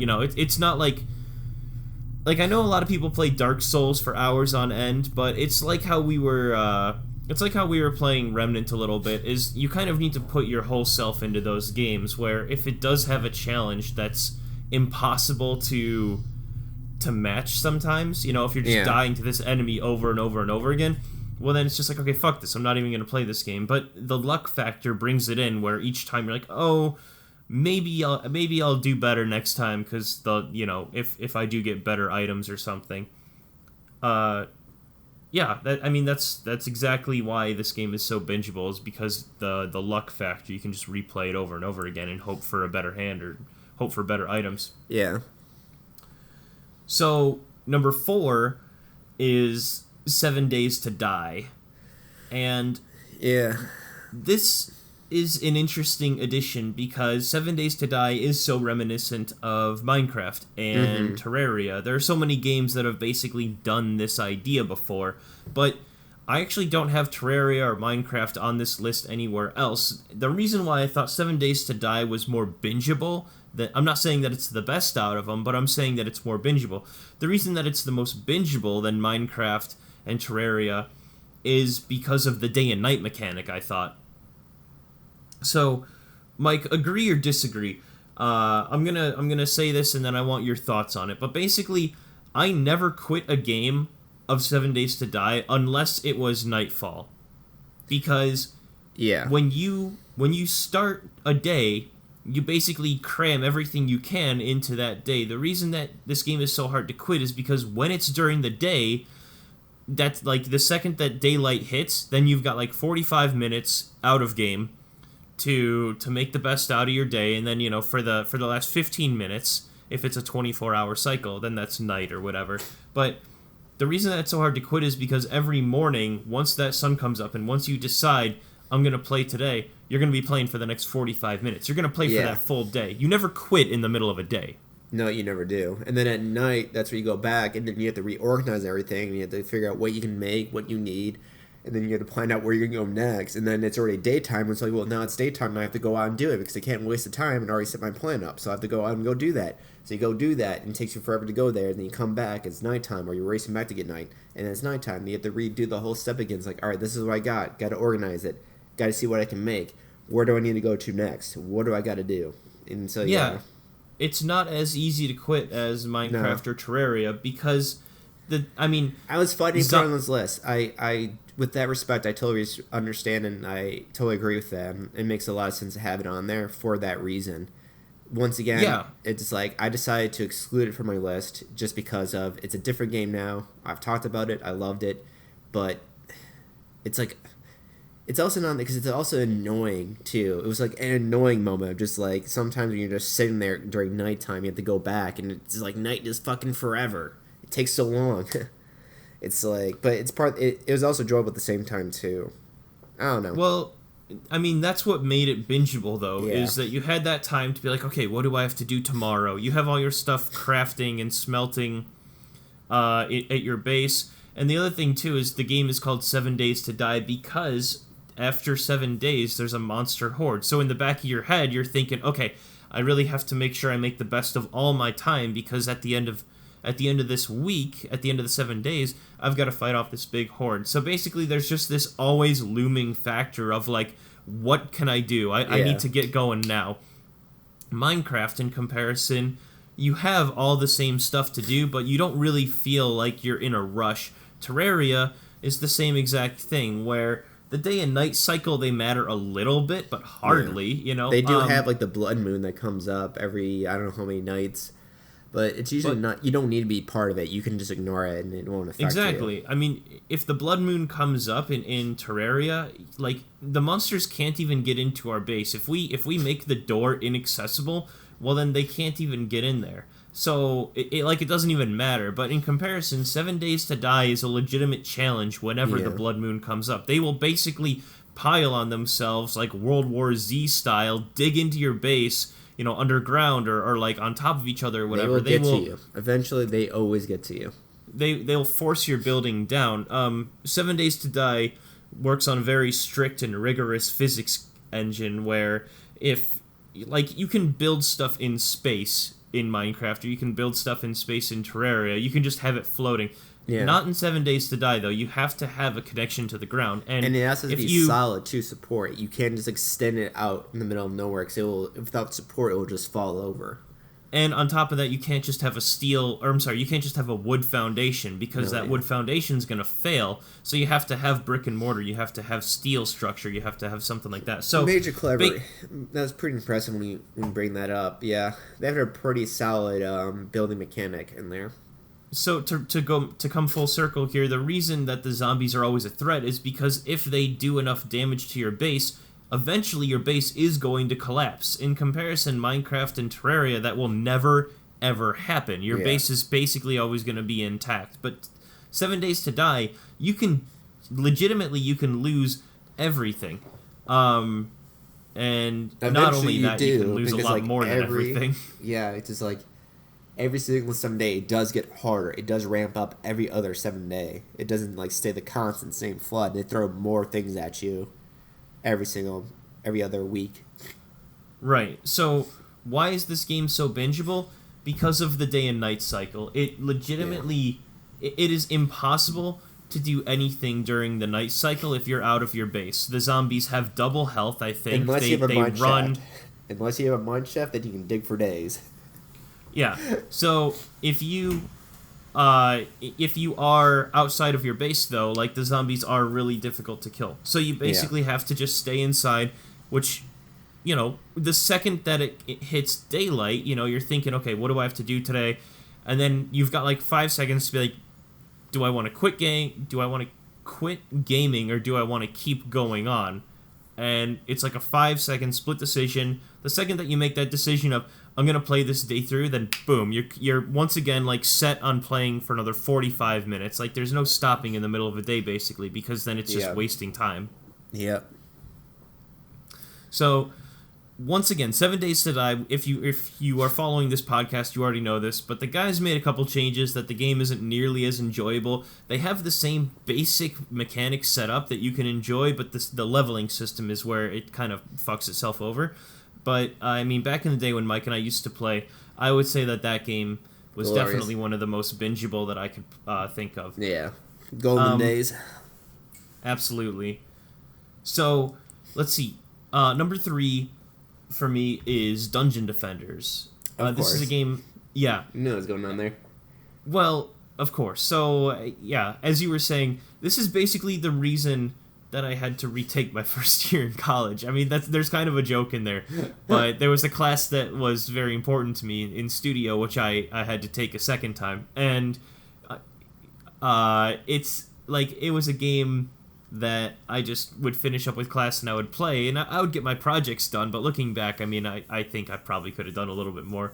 But Dungeon Defenders, like, I had to stop playing because it was becoming like a hazard. That was your jam.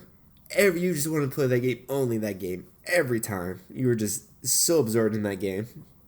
It was great. I mean, once again, like, it's got one of those mechanics where 7 Days to Die had a day and night system, which, you know, once that day started, then you had to commit to that day. Dungeon Defenders has a wave-based system where, like, 7 waves of monsters are going to come at you, and you can't quit halfway through. Like, you're going to have to start all the way over again. Yep. So once you say, I'm going to do this level and go through these 7 waves of zombies, or, you know, not zombies, but like fantasy monsters, goblins, ogres, whatever.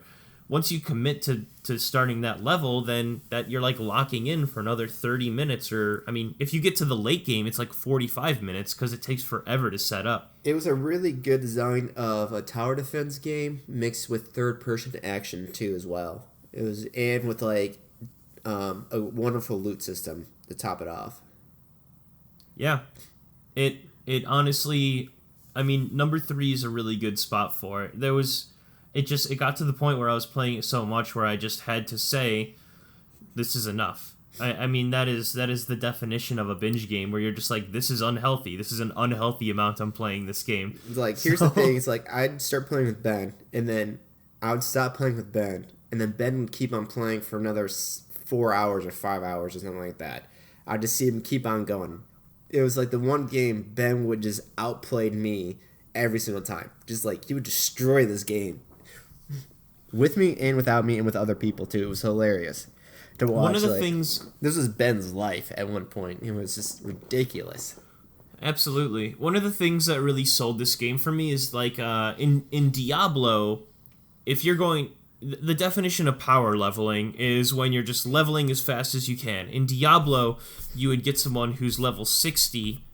someone who's level 99, and you would have your level 1 character, and they would just kill things while you're standing next to them, and then that would level you up really quickly.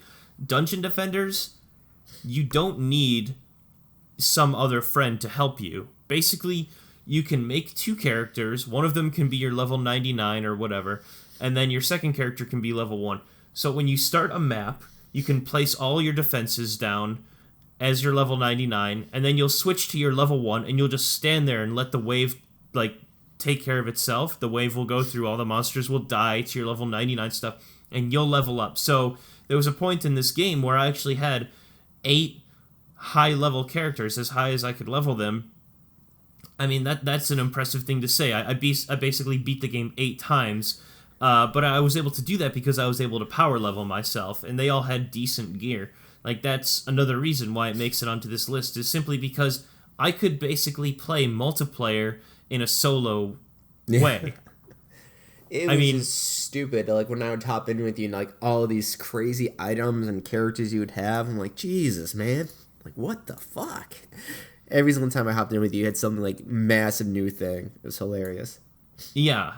It was... it was a full-time job. It was like, you're basically a Twitch streamer without even, like, streaming it at all. It definitely got rough after a while. So, those are my bottom 3s. Binding of Isaac Rebirth, 7 Days to Die, and Dungeon Defenders. Mike, what was your number 2? Number 2, Divinity Original Sin 2. I know that this is probably on Ben's maybe number 1 list. I have something else on my list that I like was debatable, but this is a game where I immediately started, and it was midnight. Every single time I played this, and I would regret going to bed. And because I have work the next day, and it was always so sad just to stop playing it. But what I absolutely loved about this game, though, is that my friends like Ben and Nurse Tyler could keep on, or Sam could keep on loving my character, and all I had to do is hop back in, and I'm already in the game, and I'm already playing with them, all that stuff, and I already have, like, so I'm always constantly still loved with them. This game is fantastic. Just fantastic to play with other people. If you play like Dungeons and Dragons and you want another way to play like D&D, Divinity Original Sin 2 is the way to do it. The story is fantastic, the combat's fantastic, the characters are wonderful, you can make your own characters, which is a lot of fun too, and it's just stupid fun. This game is just crazy, and every single time I play this game, especially if I play with people, I am doing nothing else. There's nothing in my mind. I'm like, I'm just doing this. Like, don't talk to me unless you're in the game with me. I'm like, just leave me alone because that's all I want to do is play this game. Straight up. Absolutely. And, like, we talked about this game before in our podcast. And it's really hard to say anything else. It's really kind of speechless about this game and how good it is and all that stuff. And that's my number 2. No, it's an awesome game. I mean, it deserves all of its credit. And it is a game that it is intense, but also it takes its time where it is turn-based. So you don't get burned out by it. Even though it is really intense, it's more like strategic intense than like, what would you call it? Like in the moment, like spontaneous, like constant action intense, I guess. Yeah. All right, so should I get to my number 2? Is there anything else you had to say? No, it's like I've talked about the game so much before, and there's a lot that you could say about it too as well. It's just crazy. Well, Divinity 2 is actually not on my list, so I wanted to make sure that like there wasn't anything that you wanted to say that you were waiting for. If you were expecting me to bring it back up. No, I wasn't. It just like once again I'm a bit under the weather, so it's kind of hard for me to talk constantly and do my usual rants. Sure. So that's why. Yeah, I mean, I feel bad, but yeah, because like I know when I'm on this podcast, I rant a lot, which I like doing. It's just for me, I'm just a little bit. It's a little bit harder to keep going. I get out of breath a lot quicker, it's a little bit harder to focus. But Divinity Original Sin 2, and the reason why it's on my number 1 list is that I do need to have other people for me to binge it. If I'm by myself, I don't need to binge it. I put it down easily, no issues at all, and I still haven't beat the game at all. It's a slugfest, especially if you play by yourself. There's a lot of dialogue to get through. There's a lot of things that you want to know, and it throws at you at once. It is great though. It is a fantastic game, and even though there's something I like to say about this game to tell people is that when they play this game, I would highly suggest to, if you play by yourself, make your own character and then play the story through your companions, because the voice acting from them and the character backgrounds is so much fun. I'm regretting that I started a campaign as the Red Prince, and I'd really wish to see the story through how they wanted to be told, because the people who made this game do a fantastic job writing a story for every single character, and I'm just so involved in figuring out, knowing their stories through how they would actually meant to be, instead of me fucking it up and just doing something stupid or just not knowing like who these characters really are and all that. It's really fun to be part of it and not be the focus of it. It is one of those things where I'm excited to be the side character in these moments. I agree with Mike that the game, it's really good, and I would probably rate it as one of my favorite games. I mean, dare I say, like, top 10 favorite games ever, but the problem that it just has this massive cliff fall, or pitfall, is that it is playable when it's solo, but it's not nearly as fun. And so, like, Mike and I are in the same spot, so I feel like if Mike's voice is hurting him, then I can kind of take over here. But I'm in the same spot where I've played the game 2 times. I've generally stopped in the same area because someone gets burned out. And it is a huge game. I have no problem with someone getting burned out, because we've already been playing the game for like 40 hours at that point. And then it's just like, well... And there's still so much more it's throwing at you. You're not even, like, you don't even scratch the surface of the story yet. Exactly. And when you try to take over their character, I mean, you can manage it for a little bit, but there are some skills and some abilities, there are some things that you have to do that are just honestly better with at least two people managing your party. And so it is such a difficult downfall where I wish that there was a way that I could play the game and kind of sub in characters, and I could continue on my own, and I don't know. We'll see if they come out with something for like Divinity 3, but and that's why I wanted, because they're coming up with the third one now. They're making a third game, and I want to get through it so badly. Their time, and like with this podcast, and I'm not blaming this podcast, but it's like I want to also focus on other things at the same time too. And Divinity Original Sin 2 is about a 3-month game, I feel like, to beat it. I think it's one of those games that it will take me 3 months to beat this game with a normal life and stuff. It's a long time. Yeah, I mean, but I just don't know how else to... Maybe, I don't know, I gotta do a time where I can sit down and beat this game. I gotta do it. Have you ever heard of Pillars of Eternity, Mike? It sounds familiar, but my brain's not coming up with anything. Let me see. It's basically like Divinity. It has graphics like Diablo, where it's like an isometric. You know, it's got that top-down kind of look to it, and like Divinity as well. But the graphics are more rigid, like Diablo. Probably more like Diablo 2. I pulled up a picture of it. Yeah, I've never heard of this before. Well, supposedly it's generally the same game. Now, I get the impression that Divinity is a bit more fluid. From the way that the graphics interact, I get the impression that Divinity is a bit more fluid. But if we're ever looking for something similar, I would say Pillars of Eternity has something to offer too. Yeah, it looks like it. Looks like a fantastic game. And there's 2 games. They just released the second one, I think, last year. So that's something that I might end up picking up. And if it is a bit more of a flexible single-player experience, then yeah, I could definitely see myself getting that. I mean, maybe sometime in the next 12 months, in the next year here, before Divinity 3 comes out. Yeah. Alright, anyway, I can jump over to my number 2. So, my number 2 is World of Warcraft. And I knew that was coming. Yeah, so, I mean, anyone who's ever played World of Warcraft knows exactly where I'm coming from here. I've said this before, but when I was playing World of Warcraft, I was playing on a private server, which basically meant that we could have like 300 people on the server. It was like hosted on some guy's computer, like in his mom's basement, and so like there wasn't a ton of lag or anything, but the server was always down. Like it would probably shut down once every hour at least, and basically everyone would get disconnected, and then you would be kicked to the main start menu, and you would have to enter in your username and your password.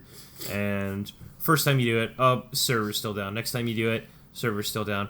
90 times later, server's still down. Like, I would sit at this game for hours and not even play the fucking game and basically just be typing in my information over and over again in hopes that the server would be up at some point. And I would do this after school every day. Like, this was in high school, and my friend and I would just come home. We were too poor to have a $15 subscription to the usual game. Fuck, I'm still poor to do that. And, yeah. But it's basically like how the WoW Classic servers are, or how they were on release a couple weeks ago. Like, they were so... Like, how those servers were so overloaded that they had this insane waiting queue time.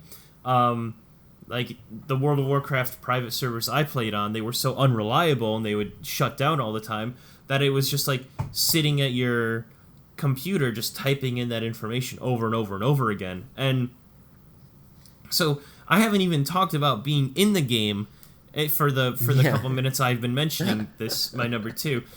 I've only been talking about the fucking loading screen. So now let's get into the actual game of World of Warcraft. Oh, why is it a bingeable game?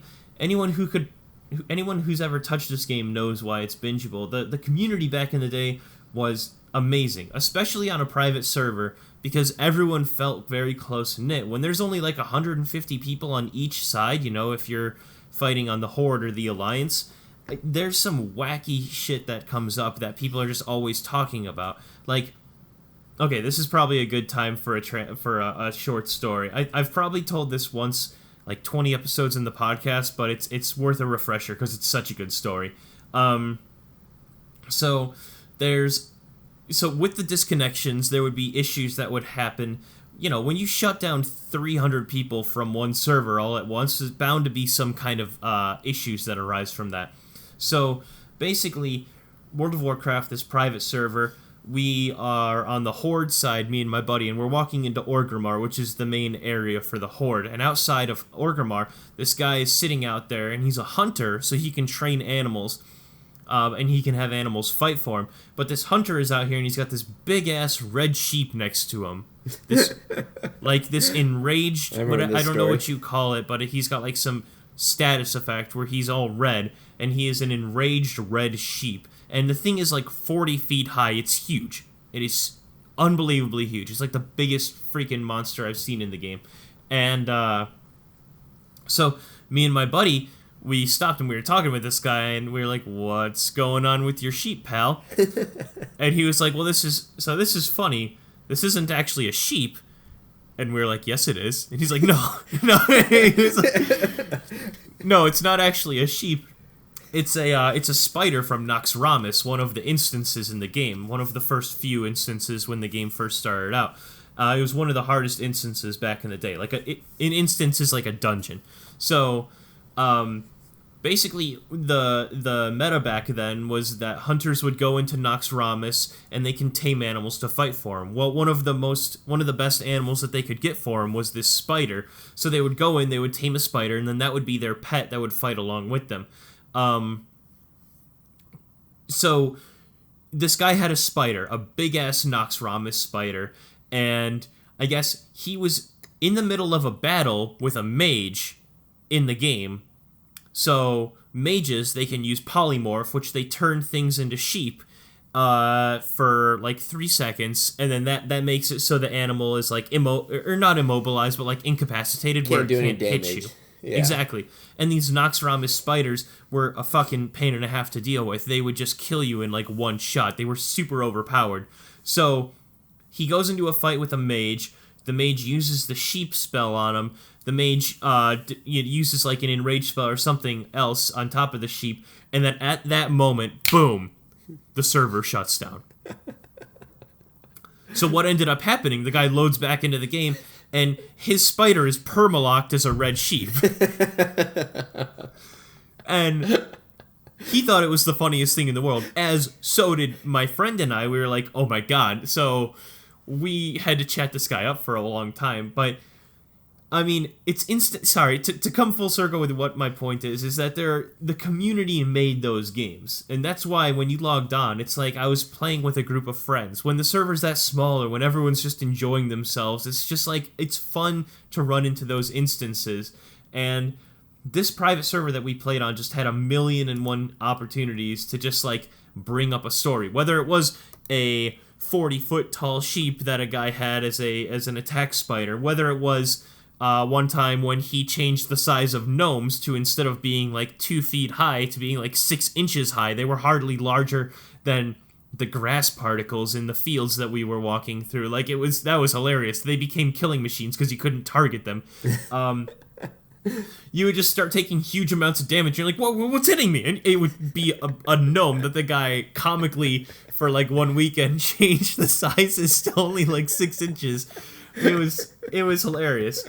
And so, I mean, that's why is there was times when I would just sit at my computer just typing in my password over and over and over and over again honestly for hours before even playing the game. And then when I got in, you just didn't want to not play the game because you were locked into you were afraid that if you stopped playing that the server was going to be overcrowded and you'd have to wait in the queue, or that the server would be disconnected in an hour. So like any time that you had available, you're just like, gotta play right now.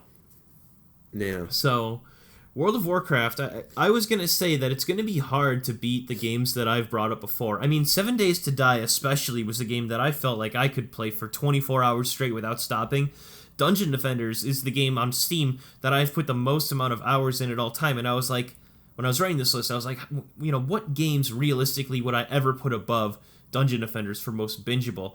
And World of Warcraft is my number 2, and I've got one on top of that, which is just a game that I could probably put more time in than anything else if you just sat me in front of a computer. I'm very excited to hear your number 1 now, after hearing that. I thought WoW was going to be your number 1, but so I'm very interested to see what this is going to be.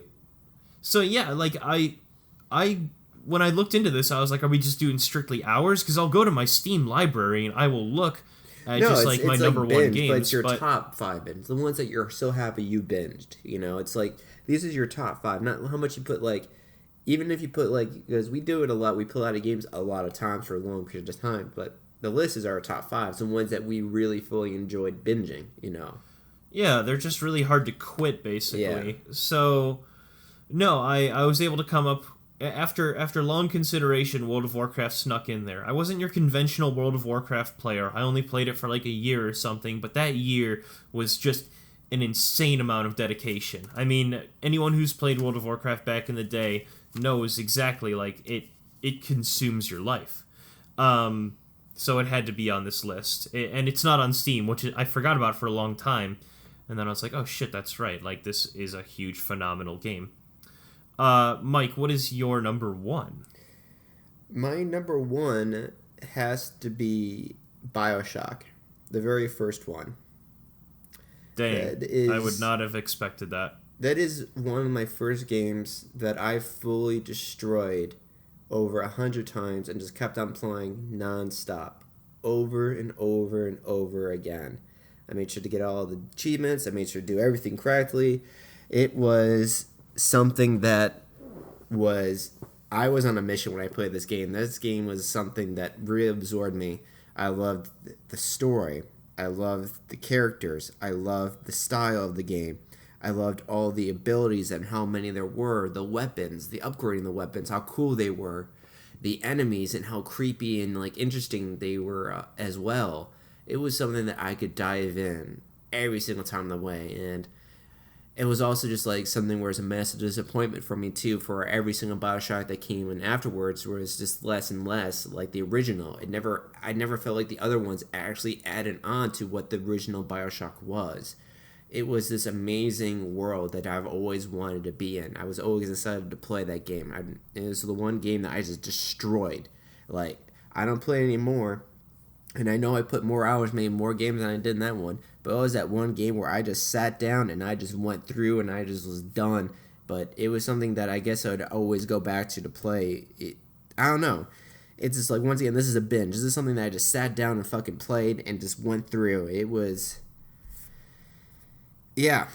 You know, I had a lot of number ones. I had a lot of these things to be number ones. But for just binge-wise, it's just... Yeah, I dove into that world. I was that world. I mean, that's the definition of a binge. Is like, just because the game is technically shorter than some of the others that you mentioned, like, the point is that you basically started and finished them. Yeah, and it was like, I don't know why. It's just like, I had a lot of things to put on my number one, and this list was actually very difficult for me to think of, like, to binge. And there's a lot of things I could put on here, but I don't know, just like, man, when I really come down to think about it, it was just that BioShock. And even today, and like when I think back about it, when it's like, what's like or something that you would definitely just sit down and play all the way through again, now is BioShock. It was a wonderful world. It was beautiful. And yeah, there's not much else to that game, but it was just, I don't know. Even when I think back about it now, and I tried replaying on Steam, but it doesn't work. It was, for some reason, the port never worked for me. I tried playing the HD remake, and it doesn't work on my computer for some reason. I have no idea why. I might give it another go, maybe see if I can replay it again. Maybe they fixed it. But I'm not sure if they did, but I had heard that there was some glitches initially. It's been like 2 or 3 years, though. I could not run that game. I tried. I was so excited when it came out, and it came out with like all the DLC, which I never got a chance to play, and it just didn't run at all. It just couldn't run at all. It was just crashed constantly, and it was such a bummer for me. But yeah, I think BioShock was like one of the first games that I really truly binged and I fell in love with for a game. And it was sadly, though, a game where the series never held up to me. People say that, oh, they were good, but I don't think so. I strongly disagree. The second one was really forgettable. I don't remember anything from the second one. And the third one with the Sky City, I thought that was trash. I thought the story was stupid, made no sense. The combat was horrible. The characters were boring, underdeveloped. Sure, it looked beautiful, but that doesn't make it a good game at all. And I thought the story was so cliche, I thought my eyes honestly were going to roll into the back of my head, and honestly, how bad I thought the story was. But to the first one, though, man, just everything about that world was fantastic. For Kansas, all the characters, I don't really want to just spoil anything about it, because if you want to enjoy a truly good first-person story, sit down and play BioShock 1. Just do it. You will love this world. You will immediately fall in love with it, and don't bother playing the other ones. Just play the first one, and that's all you need. It ends, which is great about the first one, is that it has an ending, and there's no cliffhanger in that at all. It's done. You're over. You're through. You know? I mean, it has its faults, but overall, I mean, that was one of the first games I can ever think about way back then, and to this day, yeah, I could play that game nonstop. I could sit down and just go at it, go wild hog on that shit. Yeah. Yeah. Glorious so you still haven't played the DLC? No, I really want to give it a go. I'm really excited for it. I'm honestly excited to play it again. I'm like, there's so many worlds that I want to go back into again. There's so many weapons that I want to hold again and use. The weapons were so fucking cool. Man, the crossbow holder, the pistol, like the revolver, and when you upgrade the revolver, the Tommy gun, the grenade launchers, the fighting the big daddies, using all the abilities, mixing them together. The gravity thing was like the overpowered one ever. I had to struggle to never use it again. After like my 5th playthrough, I'm like, alright, no using the gravity thing at all. Use the other abilities. Because you just pick up things far distance, kill people instantly by throwing things at them, which there's everything you can... Like, there were so many things you could throw. My favorite, though, was pick up bodies and use it to block bullets. It was so much fun. And then just chuck it right at them. Picking up missiles, the shotgun. Oh, the shotty. That impact when you shot them with it, so good. When you upgraded it, too. The sound effects. Oh, yeah, man. Like, the sound effects of just the guns, the environment, and especially the enemies. When, like, just how they would scream at you, they would just like tease you in the background as they're crawling around. So good. A lot of people said it was a horror game. I was never really scared of the game, surprisingly. I don't know. I never really got a horror aspect of it, but people say it was a really scary game. Maybe because I felt like I always had the weapons I needed to deal with the situations.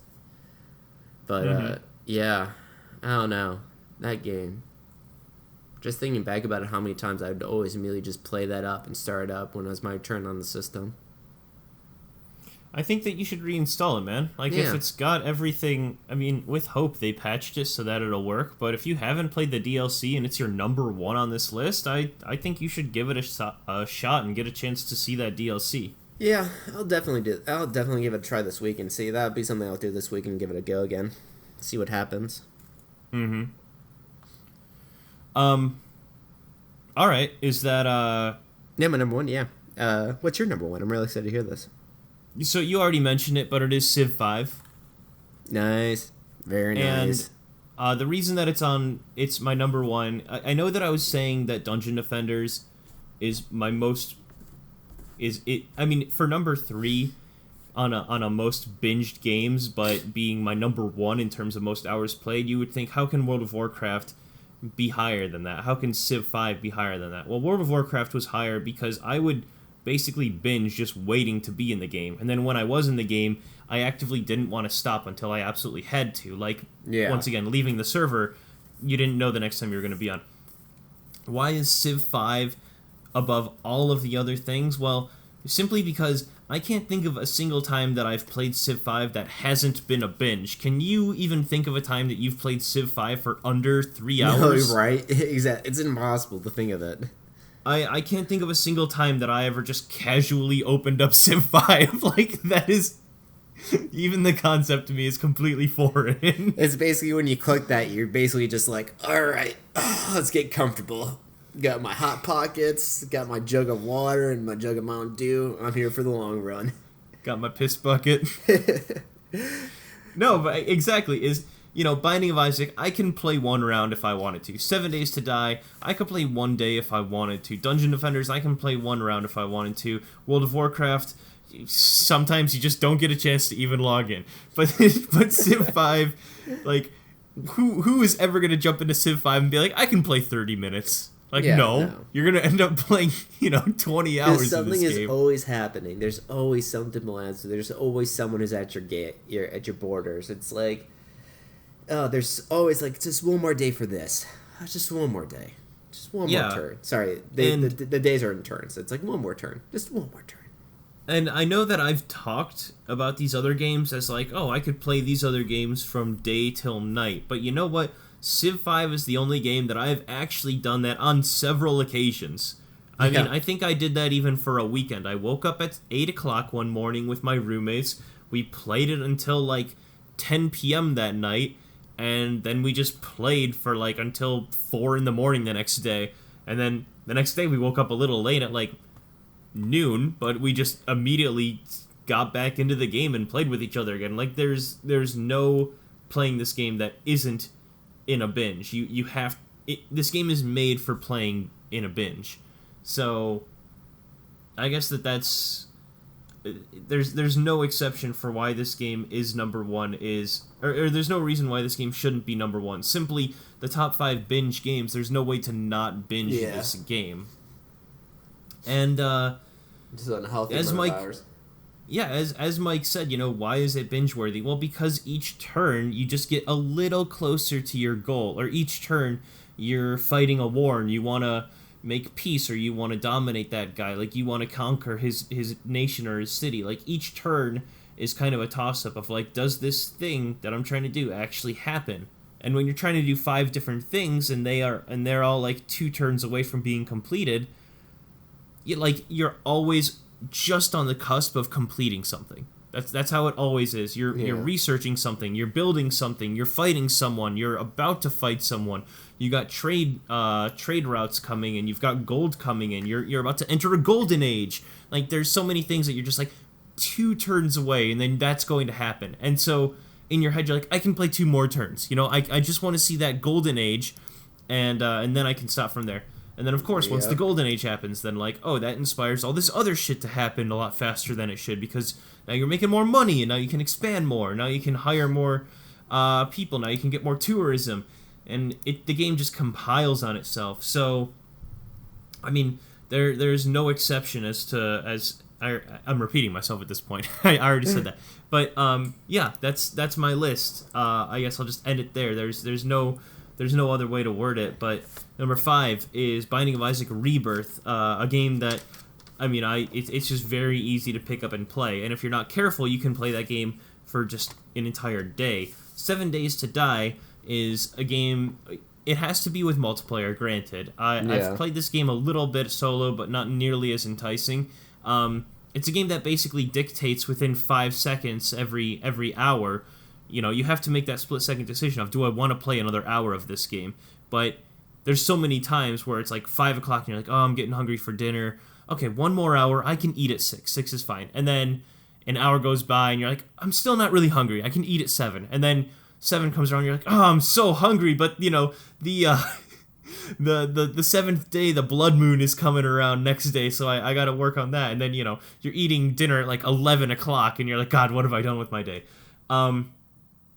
Dungeon Defenders, that game, whenever you click a map or a dungeon to play, I mean, that's like another 30-minute commitment right there. And when it is an item-based game, well, then you spend all this time setting up your defenses. You said you do all this time fighting, and then you have all this time on top of that of organizing your item list. So Dungeon Defenders deserves number 3. It's the game that I've played the most on Steam as well, as I've said like 100 million times in this podcast. World of Warcraft, it is just a game that you don't want to stop playing. Once you're playing World of Warcraft, at least in my experience, when the servers were small, when they were always being disconnected, it's a game that once you're playing and logged in, you're like, okay, no matter what I do, even if I'm going to jump away and go to the bathroom or take a shower or go eat dinner, I'm going to keep logged in so I can come back and I can keep playing. Like, it's a game that I never wanted. You couldn't pull me away from it unless you were going to pull me away for like 2 hours to do something. But if it was something small, I would just stay logged in. So like, in that sense, that game was a binge because I never knew the next time I was able to play the game. And then Civ 5, as I just mentioned, as Mike just mentioned as well, you're always just one turn away from finishing, but then that never happens. No, it doesn't. Mike, why don't you go back through your top 5 one more time? Sure. Number 5 was Resident Evil 6 and 5, especially their horde modes. I destroyed those 2 games through the campaign and the horde modes and got an S level plus. I think it's like it went even to like SS plus or something like that. And made sure to get on every single level in those games with every single character with Nurse Tyler. Fantastic game. It's what got me into the Resident Evil franchise, actually. And you guys all know how much I love the Resident Evil franchise. My number 4 was Nazi Zombies. Childhood game. Love it to death. I no longer play it, but man, I always had the fondest memories, especially with the good old Ben here. I think it's like one of the games that brought us together, to be honest. I think as friends. Yeah, I mean, it didn't like inspire our friendship, but in terms of how quickly we bonded, like that was probably at least 50% of what we Guaranteed, talked about. Yeah. Just golden times, my friend. Golden times. It was like the goldens of like horde mode games. Number 3 was Sid Meier's Civ 5 and Total War Shogun 2. I think Ben's absolutely nailed it to the reasons why. And that's the same thing with the Total War game. Number 2, Divinity Original Sin 2. Game, just you lose the time, especially with friends. And then number 1 is BioShock, a game that I destroyed through and through, destroyed instantly. Not only did I beat it in like almost in a single sitting, I constantly went back to over and over again, do everything I could in that game, all possibilities to enjoy it. And I'll be definitely trying to do the download again, see if they fucking fixed it, so I can actually give it another go. But yeah, that's my I think you top should. 5. Yeah, I definitely should. You know, I honestly, every time I see it, I'm like, maybe I should give it a try, but I'm always like, I don't really want to be disappointed. Every single time I see it, Ben, I honestly think about downloading it, but I always stop myself like, do you really want to be disappointed? How mad are you going to be when you find out they still haven't fucking fixed it? And if they haven't fixed it now, I know that they won't fix it in the future either. It's like, It's yeah, like probably. I think that's years. what keeps me from doing it. Is like that fear, knowing that if it's broken now, they won't fix it ever in the future. Sure. But yeah, so that's my top 5. For an honorable mention, Ben's mentioned some already, like Binding of Isaac. Another one that I'd like to throw on there is Breath of the Wild, the latest Zelda game. That was a fantastic game. It was one of those games that I played all the way through, and anytime I had some downtime, I'd immediately pick it up to play it. Yeah, I remember you were really into that one.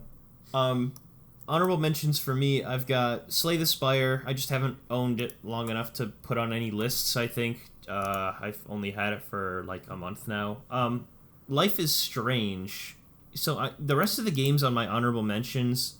Well, that's a lie. I've got Minecraft and Terraria as well. But the other games on my honorable mentions are all actually like Telltale games, or Don't Nod made Life is Strange. But they're all these walking simulators, more like story-driven games. Yeah. Or like choice-based games, because those games I really like. They're like a TV show. You kind of sit back, you relax, you enjoy it, and then every once in a while it demands a response from you to like move here, do this. But they're just very easy to like. It's like watching a TV show. You know, you put it on Saturday and you kind of like watch through it, and you're texting with people, you're talking with them on the phone, but they're just very easy games to get through. And I have played several of those games, you know, The Walking Dead, or The Wolf Among Us, or whatever the other ones were. But I have played some of those games in like 2 or 3 sittings, and they'll be like 8 hours long or something. So it totally fits the criteria of just like a binge game. I feel you. Mm-hmm. Ooh. Aside else? from that, Any honorable mentions? not in terms of honorable mentions, no. So Yes. I have headline stories as well. There's only one, but Mike, this week, in case you were not paying attention, on Wednesday is the start of the League of Legends World Championship. Oh, okay. I was wondering about like they're showing a lot of stuff to talk about that's been showing on YouTube. I've been kind of just like skimming through it. So that's actually officially starting up, and that you said was starting up this Wednesday. Yeah, so Wow, that damn. is October 2nd, and this is actually going to be a really cool season, because last year's final was won by a Chinese team. Before that was won 5 consecutive years in a row by Korean teams. So out of the 8 seasons that have gone through, there's this big gap of Korean teams that have won for 5 years. It's insane. So last year, the Chinese won. Now, this year, supposedly, the European teams are looking strong, which is exciting because that is, I mean, any time that I've ever heard of esports, it's typically like, you know, Asian teams, the Chinese or the Koreans. Yeah, they're typically the ones that everyone's fighting against, especially the Koreans. They're so good at esports. So it's exciting to hear that a European team, or at least, you know, a majority of European players are the stronger ones right now, that they're the ones that are coming into this with the most confidence. So that's why I'm really excited. I haven't watched the League of Legends. To hear that. And it's like, it seems weird to say that, or just like racial, but it seems pretty cool to see that it's not actually a Korean team this time that actually has the up and up. Be nice to see who actually wins. Yeah, I mean, it's not a racial thing to say. It's just more that, like, you know, like Chicago Bulls in the 90s, they were just stomping everyone, that it wasn't even fun to watch the sport anymore, because it was just like, oh, Bulls are going to win again. Yeah. Like, this time it seems legitimately, like, level to ground, so that's why I'm excited to get back into it. Yeah, It's cool. not... I'll keep my eye on that one. That'd be interesting to see. Mm-hmm. So I'm going to be watching that. That's the only headline news I've got there, but also games coming out. We've got Call of Duty Mobile coming out on Tuesday, and I'm not expecting a lot from this game, but basically I'm expecting it to... I want to see if it becomes an esport, basically. It has the potential, you know? Yeah. It's already had like some controversies where they're putting they have like a game mode where it's only on the PS4 for a whole entire year. I'm like, you're talking about Modern Warfare, the console release. Call of Duty Mobile is separate. Mobile. So okay, so I was confused when I thought you said mobile, but then you said an esport. You really think it's gonna be an esport? It has the possibility. The thing is when I went to Taiwan, there are people that play, like, there was a game called Speed Drift Racers that they had tournaments for, and it's basically like wow. Mario Kart, which failed here. That now. Yeah. But then other than that, like, they have Arena of Valor is a game that's basically like League of Legends that is played by 200 million people every month, and that is active users. It's an insane amount of people. Like, mobile games, I think, are on the cusp of becoming popular. It's just they have to get the controls based out. And if Call of Duty Mobile allows for remote control users, then I could see it becoming something big. I'm not going to use touch control screens, but if they let me use a controller and play, and the microtransactions aren't terrible, then I could see it becoming something big. Yeah, but I'm still not gonna play it. But it'd be weird. I don't know. I don't mind them making a mobile game, but I don't think this one's gonna make it, especially if they have another since they already have their own main games on consoles and stuff. But I have actually no idea. It's the esport world's a pretty weird place nowadays. It's interesting, especially with all the games. Yeah. No, I agree. I think that, I mean, especially with mobile, like, it's hard to take it seriously, but I think we're on the cusp. I think that there's enough people playing mobile games that we are going to start seeing legitimate mobile esports, and if that is 3 years out, well, I would like to be one of the ones that point at this moment right now and say, I told you so. Like, I'm happy that we were able to see these trends and make a big deal about it right now, because these are becoming, this is like, yeah, so I don't think it's going to be that great. I'm just going to put that out there. I agree with you. I think the game is going to be riddled with microtransactions. I think that the game is probably going to be really annoying to play. I don't even think it has controller support, which is basically the entire argument I'm making. Is the only time I'd ever play it is if it had controller support. So, do I think the game is going to be good? No. But could they patch it and update it throughout the years where it actually becomes a good playable game? Absolutely. Call of Duty is backed by Activision Blizzard. I mean, one of the largest gaming companies in the world. So, I like that the potential's there. That's all I'm getting at. Yeah. I'm on the opposite end of that spectrum. I don't see much going anywhere, especially with Activision's record lately. But yeah, who knows? For sure. We might be surprised. And I don't meant if I'm wrong on this one, I wouldn't mind one bit. Yeah, I mean, I would like to be wrong that the game is actually fun. I think the game's going to be bad, and I think I'd like to see it open up for improvement, but no, I am not expecting myself to enjoy it right away. Next week's top 5 is top 5 horror mechanics. So we're getting into October, ladies and gentlemen.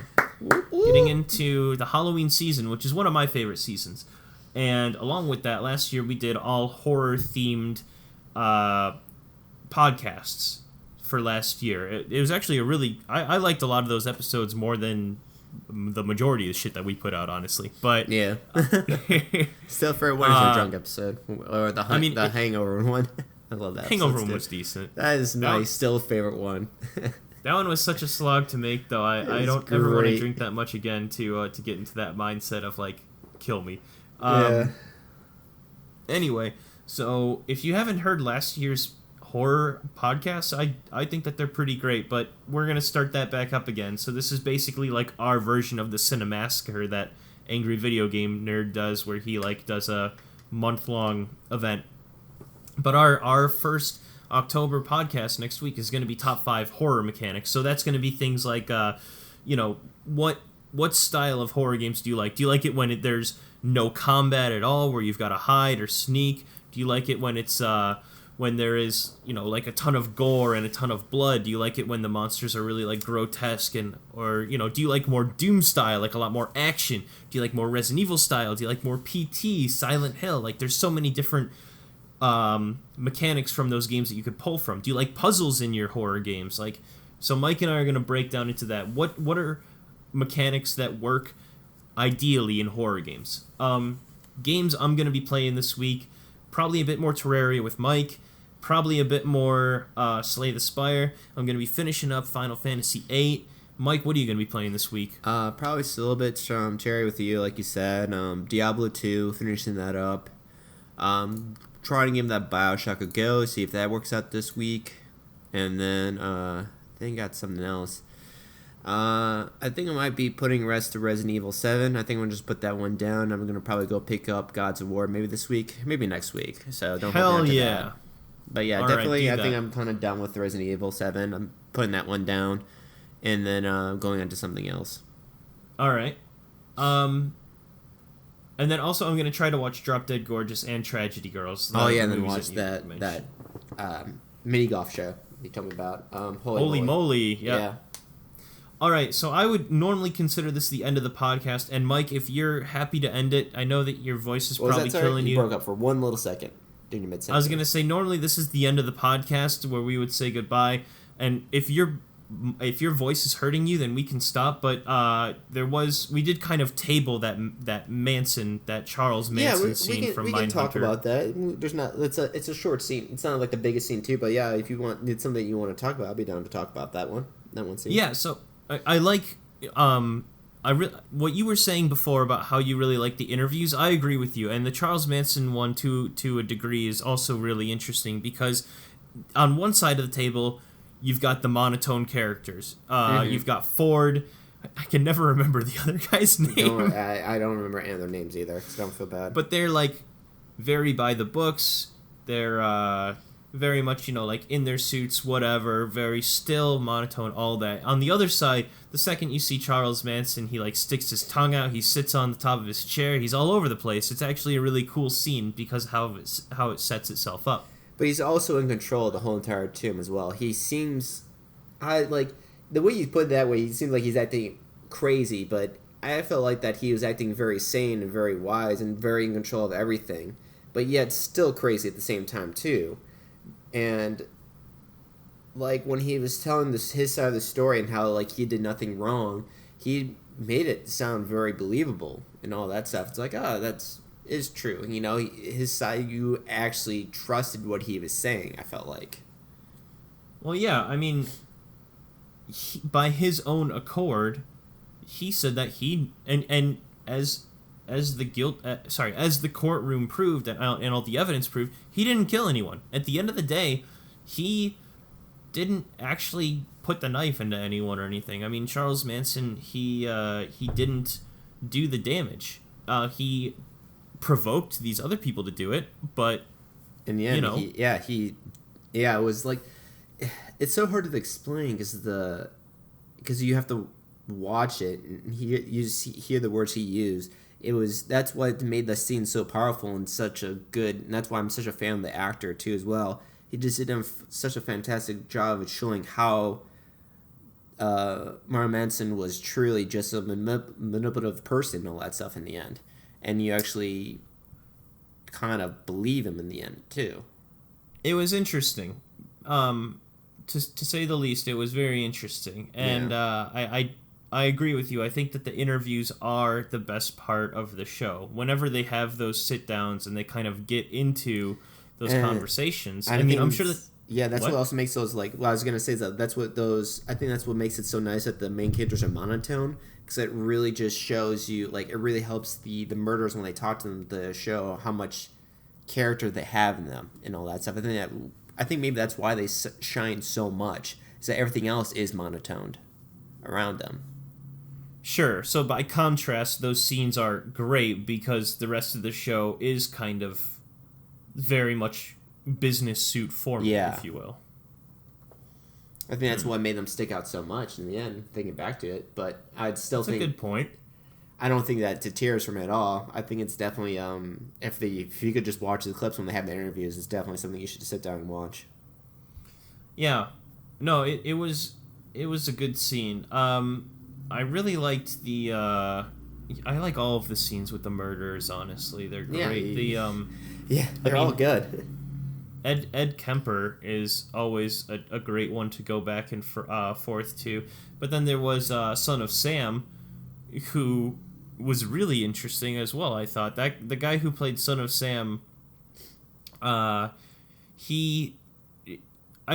crazy that this is all stuff that happened. Not the interviews specifically, but the murders, like those actually happened. The Son of Sam guy didn't plead insanity or anything, but he was claiming that he heard demonic voices from his neighbor's dog. And that's crazy. Like that's insane. I can't believe that that's like the story he went with. I believe that the interviews were actually did happen. I think they took the recordings and reacted them out from the actual recordings. So I believe the recordings are true, but the side plots of the characters of the investigators, I don't believe those were true. Well, I mean, it's not like the interviews are word for word true, and I'm sure that at the same time the character it's like the content. It's based on real events. I'm sure that through research, through interviews, that they found out that this guy actually renounced the idea that he heard the demonic voices from the dogs. But, like, that's what I mean. It is exclusively just based off of how the, out of the research or the conclusions that they came to. I don't think that there's, like, those two people that actually existed or, you know, the... Mm-hmm. Does that make sense? Sorry, yeah. So no, it's all good. I'm just reading the thing of the show. It's based off of a book called Mindhunter Inside the FBI's Elite Serial Killer Crime Unit. So what is this book about? Let's see here. Is this book based on a true event? Well, I'm sure it is based off of... If they're talking about real criminals, it's based off of true events. But, like, you could say... I don't know. So yeah, like, so what she developed. So yeah, so the book is what he developed over decades of interviews of known killers. So yeah, so these are actual interviews that he held with these people. Obviously, I don't think they were in the context then of the FBI then. So yeah, I mean, you could get the interviews from anywhere. Like if it is FBI, if it is CIA, if it is just like federal, or if it is just local law enforcement. Like the point is that they had these interviews with these people, and it's not specifically the two characters. So, yeah, I guess is what I'm it's a 1995 nonfiction crime book written by retired FBI agent Johnny Douglas and his co-author. So yeah, so they were actually real interviews he held. That's cool. Well, yeah. Anyway, I'm not sure. I can't remember what kind of point we were trying to make when we first brought up that we were going to revisit this. But we're just going to go in deeper spoiled details. But once again, it's like that's why I was thinking it's like, well, we can't really spoil anything, so it's kind of hard to actually tell what they're because it's all about not even what they said, but how they said it and just like how they acted it out is what makes it fantastic. Still, I mean, knowing that they actually do get to interview Manson at some point, like that's something that they bring up in season 1, and I'm pretty anal when it comes to like spoilers. I mean, the smallest thing I'll think is a spoiler. So, and you know me, I'm pretty much the exact opposite. Yeah, I know. But anyway, that's all I wanted to bring up. Is just like I agree with you. I think that the show kind of drags its feet a little bit during the talking, or at least I get really lost in the normal talking, but then the interviews is really where the spice gets added into to each episode. It's a real shine in the show. Yeah. Okay, well, we've talked about everything, our next week top 5 horror mechanics, what we'll be playing, all that, so unless you got anything else to say, Mike, I'm good to call it quits here. That's it, and once again, kind of sorry for a little bit of the low energy at my point, just still a bit on the weather, so it's a bit harder for me to do my usual rants and high upbeat. But yeah, I'll hope to see you guys next week when obviously Ben's back is better and I'm no longer sick. Have a good one. I hope it's better next week. Hopefully. Well, talk to you guys next week.